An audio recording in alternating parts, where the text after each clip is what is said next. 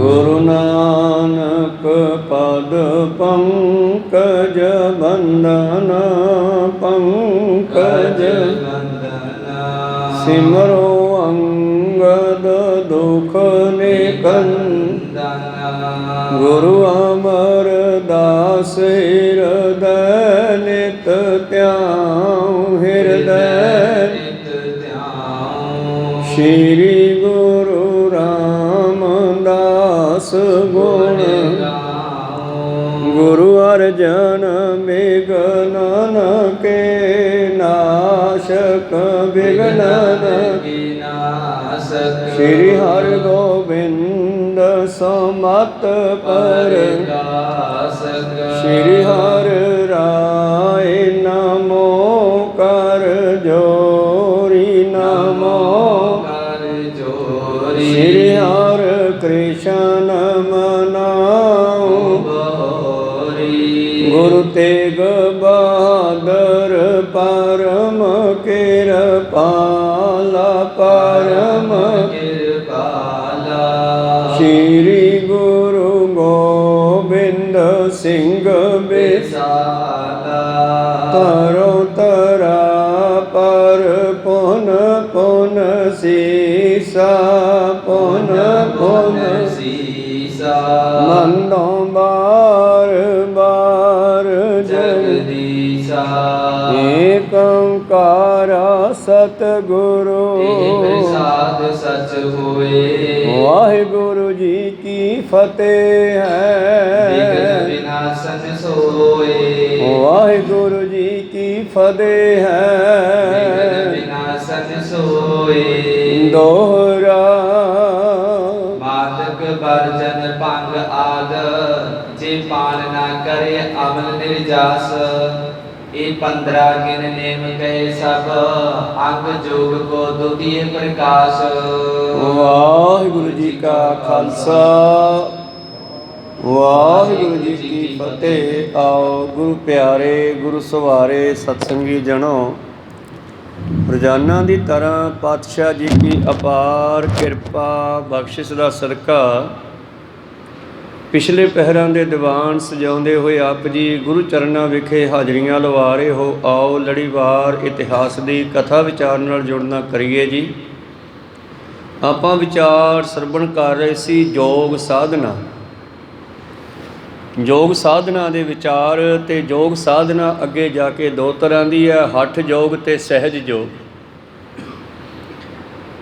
धन धन श्री गुरु नानक देव महाराज जी ने इन्हां दोनों का ज्ञान संगलादीप के राजे नूं भी दिता सी। ते भाई साहब भाई दया सिंघां नूं सिखां ने बेनती की महाराज योग साधना बारे भी दसना करो। वो दस रहे सी योग साधना के 8 अंग हैं यम नेम आसन प्राणायाम प्रत्याहार आहार धारणा ध्यान अते समाधि। और इन्हां 8 अंगां दे विचों पिछे आपां 2 सरवण कीते हैं यम अते नेम। नेम दे विच सतगुर दस रहे सी कि जिहड़ा योग साधना करना चाहुंदा है वो किसी तरह का नशा ना वरते। मादक कहंदे आ अफीम नूं किसी तरह का नशा जिहड़ा है वो ना खावे।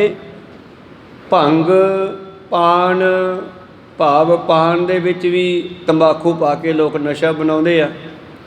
किसी तरह का भी नशा पीण वाला खाण वाला ना वरते जे परमेश्वर नूं पाउणा चाहुंदा है। उस तो अगे तीजा अंग है आसन। हुण आसन की व्याख्या भाई साहब जी किवें दसदे आ ये आपां आरंभ करके सरवण करदे आ। उस तो पहलां अपणियां अते दासां दीआं गुरु चरणों में लवाओ हाजरियां। गुरु का बख्शिया फतेह का नारा करो बुलंद गज के आखो जी वाहिगुरु जी का खालसा वाहिगुरु जी की फतेह। दोहरा मादक वर्जन भंग आदि जी पान ना करे अमल निर्जास। भाई साहब जी दस रहे सी कि जेड़ा परमेश्वर नूं पाउणा चाहुंदा है ਉਹ ਕਿਸੇ ਤਰ੍ਹਾਂ ਦਾ ਵੀ ਨਸ਼ਾ ਅਮਲ ਨਾ ਵਰਤੇ ਜੀ। 15 ਗਿਰ ਨੇਮ ਕਹੇ ਸਭ ਅੰਗ ਜੋਗ ਕੋ ਦੁਤੀਏ ਪ੍ਰਕਾਸ਼। ਇਹ ਯੋਗ ਸਾਧਨਾ ਦਾ ਦੂਸਰਾ ਅੰਗ ਸੀ ਨੇਮ, ਜੋ ਆਪ ਜੀ ਨੇ ਸਰਵਣ ਕੀਤਾ ਹੈ। ਲੱਖ 84 ਜੋਨ ਜੀਵ ਕੀ ਬੈਠਕ ਦਿੱਤੀ ਸੁਆਸਨ ਜਾਨ। ਹੁਣ ਅੱਗੇ ਗੱਲ ਚੱਲਦੀ ਹੈ ਆਸਣ ਦੀ। ਆਸਣ ਦਾ ਮਤਲਬ ਹੈ ਬੈਠਣ ਦਾ ਢੰਗ। ਇੱਕ ਤੁਸੀਂ ਸਿੰਪਲ ਬੈਠੇ ਹੋ, ਇਹਨੂੰ ਚੌਂਕੜਾ ਕਹਿੰਦੇ ਆ। ਇੱਕ ਪਦਮ ਆਸਣ ਹੁੰਦਾ ਹੈ। ਪਦਮ ਜਿਹੜਾ ਸੱਪ ਹੈ ਉਹ ਇਸ ਤਰ੍ਹਾਂ ਬੈਠਦਾ, ਕੁੰਡਲੀ ਮਾਰ ਕੇ ਉਹਦੇ ਵਿੱਚੋਂ ਦੀ ਇੱਕ ਪਾਸੇ ਨੂੰ ਪੂਛ ਕੱਢ ਲੈਂਦਾ, ਇੱਕ ਪਾਸੇ ਨੂੰ ਮੂੰਹ ਕੱਢ ਲੈਂਦਾ। ਪਦਮ ਆਸਣ ਹੁੰਦਾ ਹੈ ਇੱਧਰੋਂ ਲੱਤ ਚੱਕੀ ਉੱਤੇ ਰੱਖੀ ਅਤੇ ਦੂਜਾ ਪੈਰ ਉਹਦੇ ਵਿੱਚ ਦੀ ਕੱਢ ਕੇ ਇੱਧਰ ਰੱਖਿਆ। ਪਦਮ ਆਸਣ ਲਾਉਣ ਦੇ ਨਾਲ ਕੀ ਹੁੰਦਾ ਹੈ ਕਿ ਬੰਦਾ ਸਿਮਰਨ 'ਚ ਬੈਠਾ ਜਲਦੀ ਜਲਦੀ ਲੱਤਾਂ ਨੂੰ ਹਿਲਾ ਨਹੀਂ ਸਕਦਾ। ਤੁਸੀਂ ਤਾਂ ਫਿਰ ਵੀ ਲੱਤ ਵਿੰਗੀ ਸਿੱਧੀ ਕਰ ਲੈਂਦੇ ਹੋ ਬੈਠੇ, ਸੌਖੀ ਹੈ ਨਾ। ਸਲਾਹ ਕੀਤੀ ਅਤੇ ਪੈਰ ਗਾਂਹ ਨੂੰ ਕੱਢ ਲਿਆ, ਲੱਤ ਸਿੱਧੀ ਕਰ ਲਈ, ਵਿੰਗੀ ਕਰ ਲਈ। ਪਰ ਜਦੋਂ ਪਦਮ ਆਸਣ ਕੋਈ ਲਾ ਕੇ ਬਹਿ ਜਾਂਦਾ ਹੈ, ਜੇ ਉਸਨੇ ਪੈਰ ਨੂੰ ਹਿਲਾਉਣਾ ਤਾਂ ਉਹਨੂੰ ਪੂਰਾ ਧਿਆਨ ਪੱਟਣਾ ਪਊਗਾ, ਫਿਰ ਲੱਤ ਵਿੱਚੋਂ ਲੱਤ ਦੇ ਨਿਕਲੂਗੀ, ਅਤੇ ਨਹੀਂ ਤਾਂ ਫਿਰ ਔਖਾ ਸੌਖਾ ਉਵੇਂ ਬੈਠਾ ਰਹੂਗਾ। ਹੌਲੀ ਹੌਲੀ ਸਰੀਰ ਉੱਥੇ ਹੀ ਪੱਕ ਜਾਂਦਾ, ਫਿਰ ਪਦਮ ਆਸਣ ਲੱਗ ਜਾਂਦਾ। ਭਾਈ ਸਾਹਿਬ ਜੀ ਦੱਸ ਰਹੇ ਹਨ ਆਸਣ ਕਿਹਨੂੰ ਕਹਿੰਦੇ ਹੈ। 84 ਲੱਖ ਜੀਵਾਂ ਦੇ, 84 ਲੱਖ ਜੂਨਾਂ ਦੇ ਜੀਵਾਂ ਦੇ ਬੈਠਣ ਦਾ ਜਿਹੜਾ ਢੰਗ ਹੈ ਉਸ ਨੂੰ ਆਸਣ ਕਹਿੰਦੇ ਨੇ। ਉਹਦੇ ਵਿੱਚੋਂ ਕੁਝ ਜੀਵਾਂ ਦੇ ਆਸਣ ਨਾਮ ਜਪਣ ਵਾਲਿਆਂ ਨੇ ਵਰਤਨੇ ਕੀਤੇ। ਕਿਹੜੇ ਕਿਹੜੇ? ਇਨਮੇ ਸਾਰ 84 ਲਖੀਐ ਸਾਰ ਇਨੀ ਮੈਂ ਕੋੜ ਸਮਾਨ।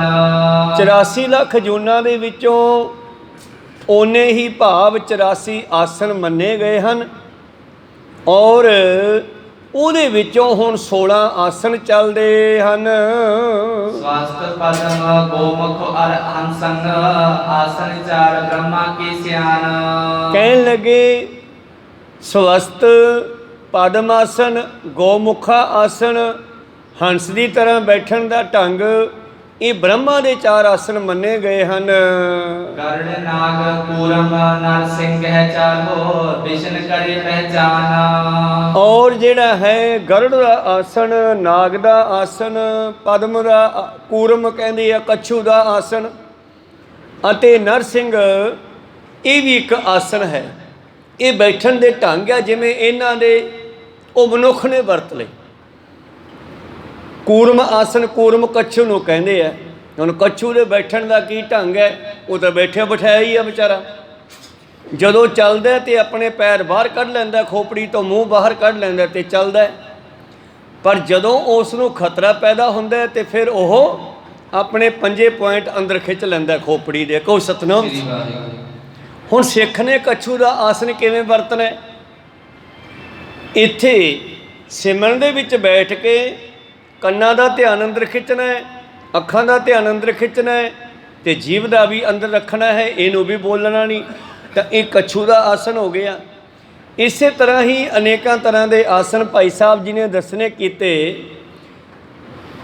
ਗੋਮੁਖ ਆਸਣ, ਜਿਵੇਂ ਗੋਡੇ ਮੂਧੇ ਮਾਰ ਕੇ ਬੈਠਣਾ, ਇਸ ਤਰ੍ਹਾਂ ਉੱਠ ਬੈਠਦਾ ਹੈ। ਇਹਦੇ ਨਾਲ ਕੀ ਹੁੰਦਾ, ਜਦੋਂ ਕੋਈ ਗੋਡੇ ਮੂਧੇ ਮਾਰ ਕੇ ਬੈਠਦਾ ਹੈ ਤੇ ਰੀੜ੍ਹ ਦੀ ਹੱਡੀ ਬਿਲਕੁਲ ਜਮਾ ਸਿੱਧੀ ਹੋ ਜਾਂਦੀ ਹੈ ਅਤੇ ਢੂਹੀ ਜਲਦੀ ਦੁਖਦੀ ਨਹੀਂ। ਬਹੁਤ ਸਾਰੇ ਮਹਾਂਪੁਰਸ਼ ਗੋਡੇ ਮੂਧੇ ਮਾਰ ਕੇ ਵੀ ਬੈਠਣ ਦਾ ਆਸਣ ਲਾਉਂਦੇ ਆ। ਇਹਦੇ ਨਾਲ ਲੰਮਾ ਸਮਾਂ ਬੈਠਿਆ ਜਾ ਸਕਦਾ ਹੈ। ਇਸੇ ਤਰ੍ਹਾਂ ਹੀ ਭਾਈ ਸਾਹਿਬ ਜੀ ਅੱਗੇ ਕਹਿੰਦੇ ਨਰਸਿੰਘ ਦਾ ਆਸਣ, ਇਹ 4 ਆਸਣ ਕਹਿੰਦੇ ਵਿਸ਼ਨੂੰ ਨੇ ਵਰਤੇ ਹਨ। ਵੀਰ ਮਯੂਰ ਵਜ ਸਿਧ ਚਾਰੋ ਰੁਦਾਸਨ ਇਹ ਕਰੇ ਬਣਾਏ। ਇਸੇ ਤਰ੍ਹਾਂ ਹੀ 4 ਆਸਣ ਰੁਦਰ ਆਸਣ ਭਾਵ ਸ਼ਿਵ ਜੀ ਨੇ ਵਰਤੇ ਹਨ, ਵਰਤਨੇ ਕੀਤੇ ਹਨ। ਵੀਰ ਆਸਣ ਮਯੂਰ ਕਹਿੰਦੇ ਆ, ਮੋਰ ਦਾ ਆਸਣ, ਜਿਸ ਤਰ੍ਹਾਂ ਮੋਰ ਬੈਠਦਾ ਹੈ। ਇਸੇ ਤਰ੍ਹਾਂ ਹੀ ਭਾਈ ਸਾਹਿਬ ਜੀ ਕਹਿੰਦੇ ਇਹਨਾਂ ਦੇ ਵਿੱਚੋਂ ਸਿੱਧ ਔਰ ਰੁਦਰ ਆਸਣ, ਇਹ 4 ਆਸਣ ਸ਼ਿਵ ਜੀ ਨੇ ਵਰਤੇ ਹਨ।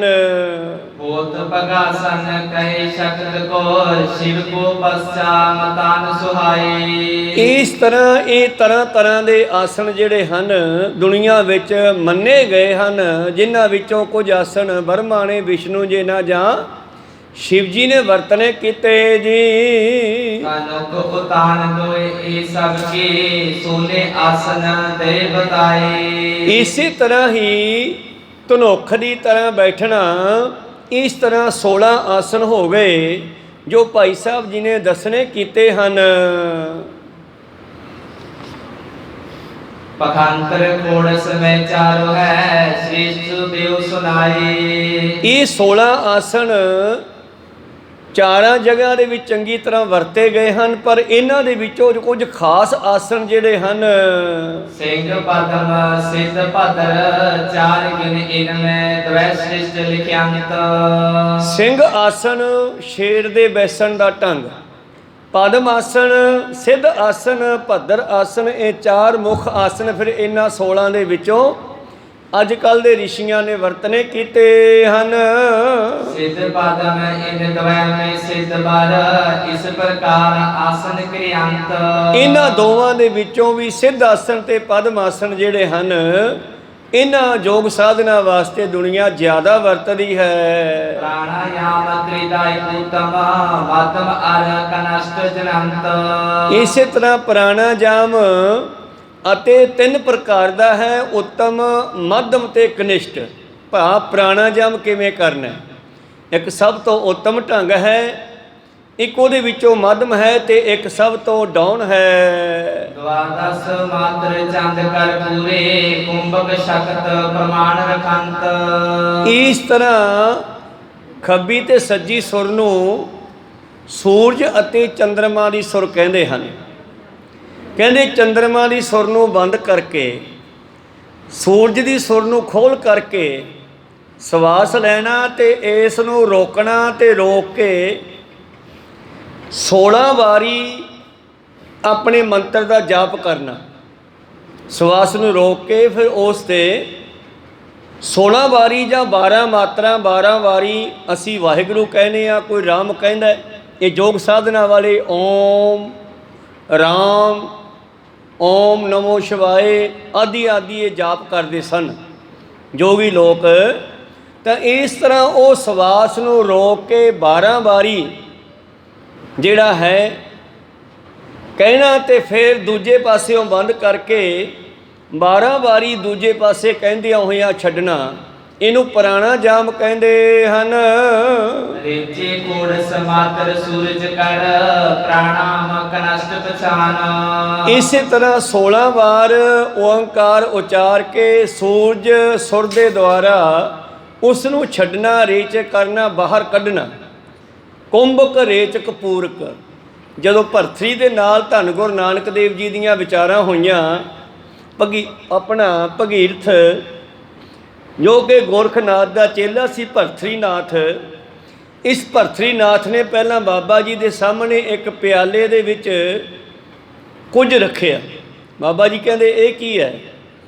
ਕਹਿੰਦੇ ਜੀ ਇਹ ਸ਼ਰਾਬ ਆ, ਇਹ ਅਸੀਂ ਅਰਕ ਕੱਢਿਆ ਜੜੀਆਂ ਬੂਟੀਆਂ ਦਾ, ਇਹਨੂੰ ਪੀ ਕੇ ਸਮਾਧੀਆਂ ਲੱਗ ਜਾਂਦੀਆਂ ਤੇ ਪਾਤਸ਼ਾਹ ਨੇ ਬਾਣੀ ਦੇ ਰਾਹੀਂ ਫਿਰ ਮਨੁੱਖ ਨੂੰ ਅੰਦਰੋਂ ਨਾਮ ਦਾ ਰਸ ਕੱਢਣ ਦਾ ਢੰਗ ਦੱਸਿਆ। ਜਿਵੇਂ ਮਰਦਾਨਾ ਪਹਿਲਾ ਦੇ ਜਾਂ ਸ਼ਬਦ ਹੈ ਜੋ, ਉਹਦੇ ਵਿੱਚ ਪਾਤਸ਼ਾਹ ਨੇ ਦੱਸਿਆ ਕਿ ਕਿਵੇਂ ਨਾਮ ਜਪ ਕੇ ਅੰਦਰੋਂ ਹੀ ਇੱਕ ਐਸਾ ਰਸ ਮਿਲਦਾ ਹੈ, ਜੇ ਇੱਕ ਬੂੰਦ ਮਿਲ ਜਾਵੇ ਕਿਣਕਾ ਏਕ ਜੇ ਜੀਵ ਸਾਵੇ, ਤਾਂ ਕਿ ਮਹਿਮਾ ਗਣੀ ਨਾ ਆਵੇ। ਅਸੀਂ ਤੁਹਾਡੇ ਵਾਲੇ ਨਸ਼ੇ ਨਹੀਂ ਵਰਦੇ, ਨਸ਼ੇ ਹਨ। ਇਸੇ ਤਰ੍ਹਾਂ ਫਿਰ ਉਸਨੇ ਪੁੱਛਿਆ ਕਿ ਮਹਾਰਾਜ ਸਾਨੂੰ ਜਿਹੜਾ ਹੈ ਯੋਗ ਸਾਧਨਾ ਕਰਦਿਆਂ ਨੂੰ ਲੰਬਾ ਸਮਾਂ ਹੋ ਗਿਆ ਪਰ ਸ਼ਾਂਤੀ ਨਹੀਂ ਆਈ। ਤੇ ਬਾਬਾ ਜੀ ਕਹਿੰਦੇ ਤੁਸੀਂ ਕਿਵੇਂ ਕਰਦੇ ਹੋ ਯੋਗ ਸਾਧਨਾ? ਕਹਿੰਦੇ ਜੀ ਇਸੇ ਤਰ੍ਹਾਂ ਹੀ ਪ੍ਰਾਣਾਯਾਮ ਕਰਨਾ, ਜਿਵੇਂ ਓਮ ਰੋਕ ਲੈਣਾ ਫਿਰ ਛੱਡਣਾ, ਕੁੰਭਕ ਰੇਚਕ ਪੂਰਕ, ਭਾਵ ਹਵਾ ਨੂੰ ਖਿੱਚ ਕੇ ਅੰਦਰ ਭਰਨਾ, ਫਿਰ ਕੁਝ ਸਮਾਂ ਰੋਕਣਾ, ਉਹਨੂੰ ਕਹਿੰਦੇ ਆ ਕੁੰਭਕ।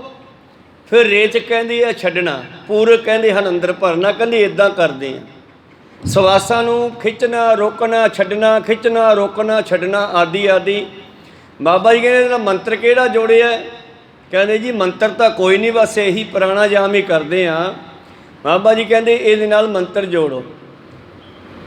ਮੈਂ ਕਿਹੜਾ ਜੋੜੀਏ? ਤੇ ਪਾਤਸ਼ਾਹ ਨੇ ਫਿਰ ਉਸੇ ਤਰ੍ਹਾਂ ਧਿਆਨ ਲਵਾ ਕਰਕੇ ਉਸ ਨੂੰ ਪਰਮੇਸ਼ਰ ਦੇ ਨਾਮ ਦਾ ਜੋ ਮੰਤਰ ਬਖਸ਼ਿਸ਼ ਕੀਤਾ, ਜਿਵੇਂ ਆਪਾਂ ਵਾਹਿਗੁਰੂ,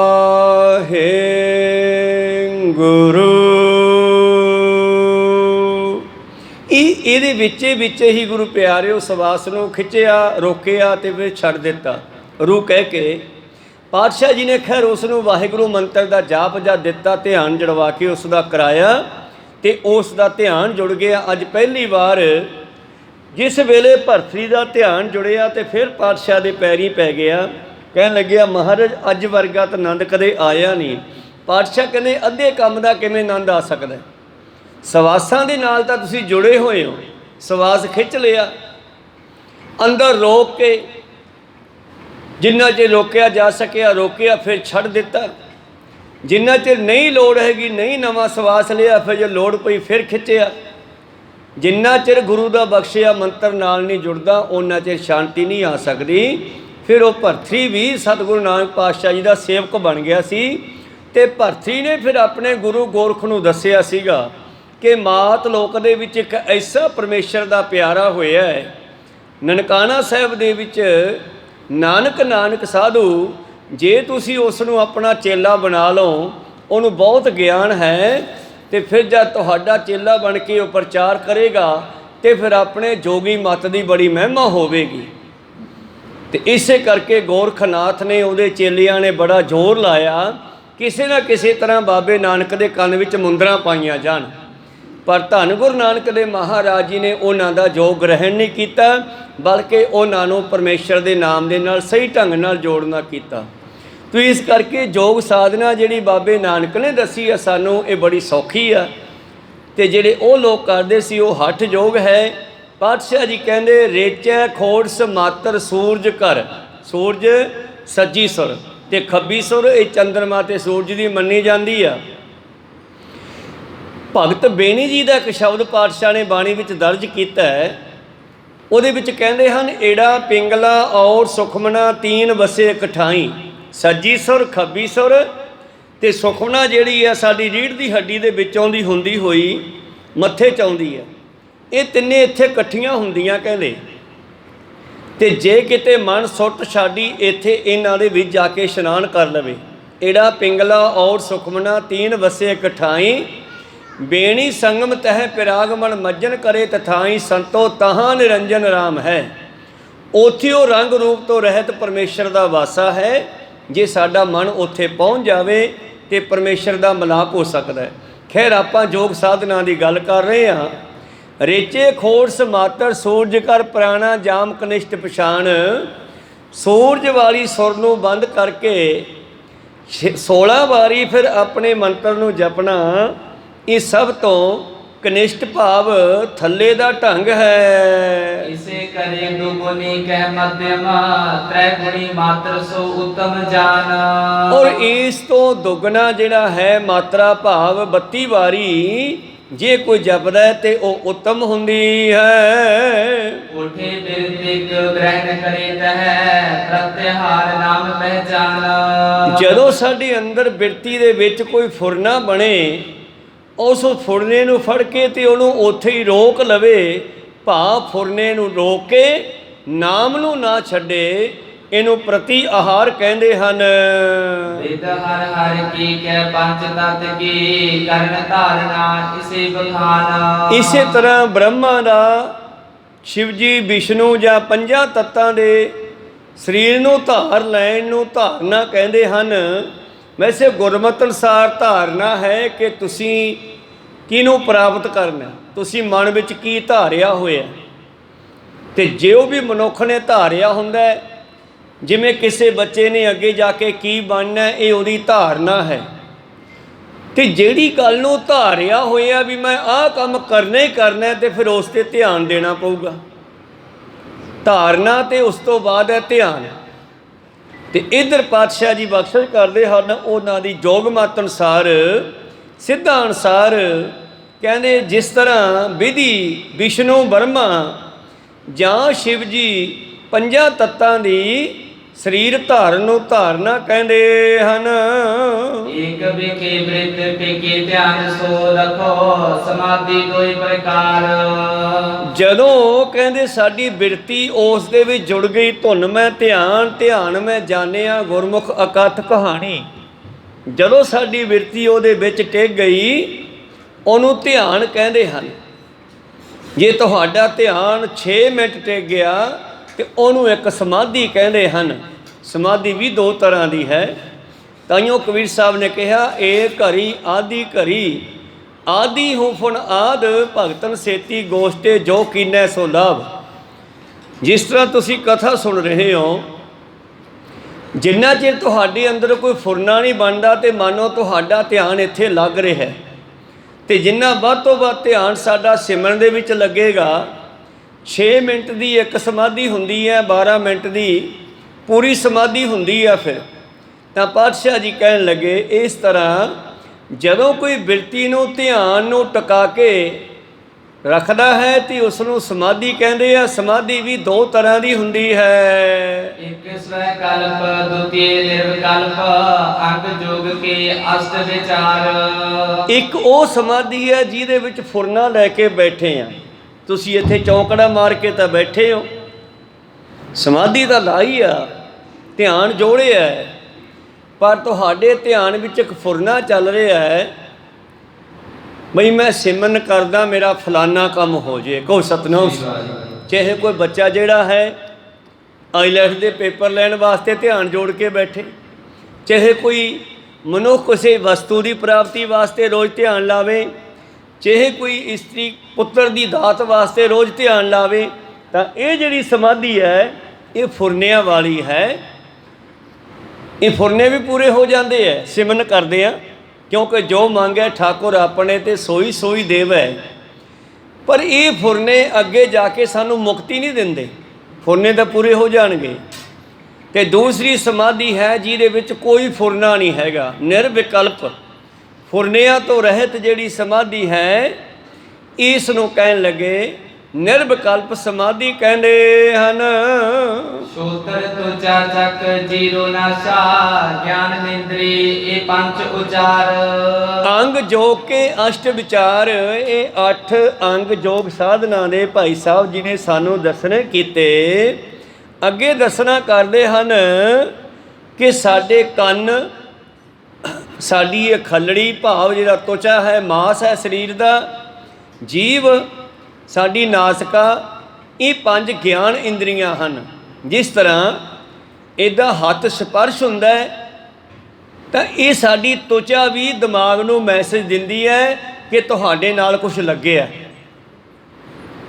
ਕੋਈ ਵੀ ਚੀਜ਼ ਸਾਡੇ ਹੱਥ ਨਾਲ ਸਪਰਸ਼ ਹੁੰਦੀ ਹੈ ਤੇ ਸਾਨੂੰ ਪਤਾ ਲੱਗਦਾ ਤੇ ਦਿਮਾਗ ਵਿੱਚ ਮੈਸੇਜ ਜਾਂਦਾ। ਜਿਵੇਂ ਹਨੇਰੇ ਦੇ ਵਿੱਚ ਵੀ ਲਾਈਟ ਚਲੀ ਗਈ, ਦੀਵਾ ਜਗਾਉਣਾ, ਡੱਬੀ ਲੱਭਦੇ ਹੋ ਤੇ ਤੁਹਾਨੂੰ ਥੋੜ੍ਹਾ ਜਿਹਾ ਅੰਦਾਜ਼ਾ ਹੁੰਦਾ ਵੀ ਚੁੱਲ੍ਹੇ ਕੋਲੇ ਡੱਬੀ ਪਈ ਆ, ਪਰ ਦਿਖਾਈ ਨਹੀਂ ਦੇ ਰਹੀ, ਤਾਂ ਤੁਸੀਂ ਹੱਥ ਮਾਰਦੇ ਹੋ ਤੇ ਜਦੋਂ ਹੀ ਉਹ ਮਾਚਿਸ ਤੁਹਾਡੀ ਉਂਗਲ ਨਾਲ ਲੱਗਦੀ ਹੈ ਤੇ ਹਨੇਰੇ ਵਿੱਚ ਵੀ ਮੈਸੇਜ ਜਾਂਦਾ ਹੈ ਵੀ ਇਹਦੇ ਨਾਲ ਜੋ ਲੱਗਿਆ ਇਹ ਮਾਚਿਸ ਹੈ। ਕਹੋ ਸਤਨਾਮ।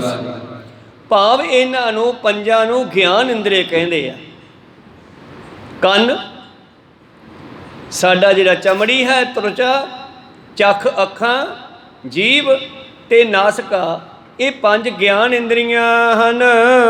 ਵਾਕ ਪਾਨ ਪਦ ਗੁਦਾ ਉਪਸਥੰ ਪੰਜ ਕਰਮ ਇੰਦਰੀ ਉਰਕਾਰ। ਔਰ ਵਾਕ ਮਤਲਬ ਕੀ ਹੁੰਦਾ ਹੈ? ਬੋਲਣਾ। ਜੀਭ ਦਾ ਡਬਲ ਰੋਲ ਹੈ। ਜਿੱਥੇ ਜੀਭ ਸਾਨੂੰ ਬੋਲਣ ਦਾ ਕਰਮ ਕਰਦੀ ਹੈ, ਉੱਥੇ ਕੌੜੇ ਮਿੱਠੇ ਦਾ ਸਵਾਦ ਵੀ ਦੱਸਦੀ ਹੈ, ਰਸ ਦੇ ਨਾਲ ਵੀ ਜੁੜੀ ਹੋਈ ਹੈ। ਵਾਕ ਪਾਨ, ਇਸੇ ਤਰ੍ਹਾਂ ਬੋਲਣਾ, ਮੂੰਹ, ਹੱਥ ਪੈਰ ਔਰ ਇੰਦਰੀਆਂ, ਇਸ ਤਰ੍ਹਾਂ ਇਹ 5 ਗਿਆਨ ਇੰਦਰੀ ਹਨ। ਸ਼ਬਦ ਸਪਰਸ਼ ਰੂਪ ਰਸ ਗੰਧੰ ਵਿਖਮ ਪੰਜ ਗਿਆਨ ਇੰਦਰੀ ਕੇਰ। ਜਿਹੜੀਆਂ ਗਿਆਨ ਇੰਦਰੀਆਂ ਹਨ, ਜੀਵ ਸਾਡੀ ਗਿਆਨ ਇੰਦਰੀ ਹੈ, ਤਾਂ ਇਸ ਦੇ ਵਿੱਚੋਂ ਸ਼ਬਦ ਪੈਦਾ ਹੁੰਦਾ ਹੈ। ਤੁਚਾ ਜਿਹੜੀ ਹੈ ਇਹ ਗਿਆਨ ਇੰਦਰੀ ਹੈ, ਇਹ ਸਪਰਸ਼ ਨਾਲ ਕੰਮ ਕਰਦੀ ਹੈ। ਅੱਖਾਂ ਜਿਹੜੀਆਂ ਹਨ ਇਹ ਰੂਪ ਦੇਖਦੀਆਂ, ਇਹ ਰੂਪ ਦੇਖ ਕੇ ਦੱਸਦੀਆਂ ਕਿ ਮੇਰੇ ਸਾਹਮਣੇ ਕੌਣ ਖੜਾ ਹੈ, ਫਲਾਨਾ ਸਿਓ ਖੜਾ ਹੈ, ਧਿਉਂਕਾ ਸਿਓ ਖੜਾ ਹੈ। ਅੱਖਾਂ ਦਾ ਕੰਮ ਹੈ ਰੂਪ ਦਾ ਗਿਆਨ ਦੇਣਾ, ਕੌਣ ਖੜਾ ਹੈ ਸਾਹਮਣੇ। ਜੀਭ ਦੇ ਵਿੱਚ ਰਸ ਹੈ, ਜੀਭ ਕੌੜਾ ਮਿੱਠਾ ਦੱਸਦੀ ਹੈ। ਔਰ ਗੰਧ, ਨੱਕ ਦਾ ਸੁਭਾਅ ਹੈ ਖੁਸ਼ਬੂ ਦੱਸਣੀ, ਬਦਬੂ ਦੱਸਣੀ। ਗੁਲਾਬ ਸਾਹਮਣੇ ਪਿਆ, ਭਾਵੇਂ ਅੱਖਾਂ ਬੰਦ ਹੋਣ, ਤੁਸੀਂ ਕਹਿ ਸਕਦੇ ਹੋ ਕਿ ਮੇਰੇ ਸਾਹਮਣੇ ਗੁਲਾਬ ਦਾ ਫੁੱਲ ਪਿਆ, ਕਿਉਂਕਿ ਨਾਸਿਕਾ ਦਾ ਕੰਮ ਹੈ ਖੁਸ਼ਬੂ ਦੱਸਣਾ। ਗੇਂਦੇ ਦੇ ਫੁੱਲ ਪਏ ਹਨ ਜਾਂ ਜੋ ਵੀ ਸਾਹਮਣੇ ਹੈ, ਇਹ ਨਾਸਿਕਾ ਦਾ ਕੰਮ ਹੈ। ਇਸ ਤਰ੍ਹਾਂ ਪੰਜਾਂ ਗਿਆਨ ਇੰਦਰੀਆਂ ਦਾ ਕੰਮ ਹੈ ਇਹ ਗਿਆਨ ਦੇਣਾ ਜੀ। ਕਹਿਨ ਗ੍ਰਹਿਣ ਗਤ ਅੰਧ ਬਿਸਰੰਗ ਕਰਮ ਇੰਦਰੀ ਕੇ ਵਿਖੇ ਬਡੇਰ। ਮੂੰਹ ਦਾ ਕੰਮ ਹੈ ਕਹਿਣਾ, ਹੱਥਾਂ ਦਾ ਕੰਮ ਹੈ ਗ੍ਰਹਿਣ ਕਰਨਾ, ਫੜਨਾ, ਲੈਣਾ ਦੇਣਾ। ਪੈਰਾਂ ਦਾ ਕੰਮ ਹੈ ਗਤੀ ਕਰਨਾ, ਚੱਲਣਾ। ਔਰ ਇਸੇ ਤਰ੍ਹਾਂ ਹੀ ਅੱਗੇ ਆਨੰਦ ਅਤੇ ਬਿਸਰੰਗ, ਇਹ ਪੰਜਾਂ ਕਰਮ ਇੰਦਰੀਆਂ ਦਾ ਕੰਮ ਹੈ। ਇਹਨਾਂ ਪੰਜਾਂ ਕਰਮ ਇੰਦਰੀਆਂ ਦੇ ਕੰਮ ਹਨ ਤੇ ਉਹ ਪੰਜ ਗਿਆਨ ਇੰਦਰੀਆਂ ਦੇ ਕੰਮ ਸਾਨੂੰ ਦੱਸੇ ਹਨ।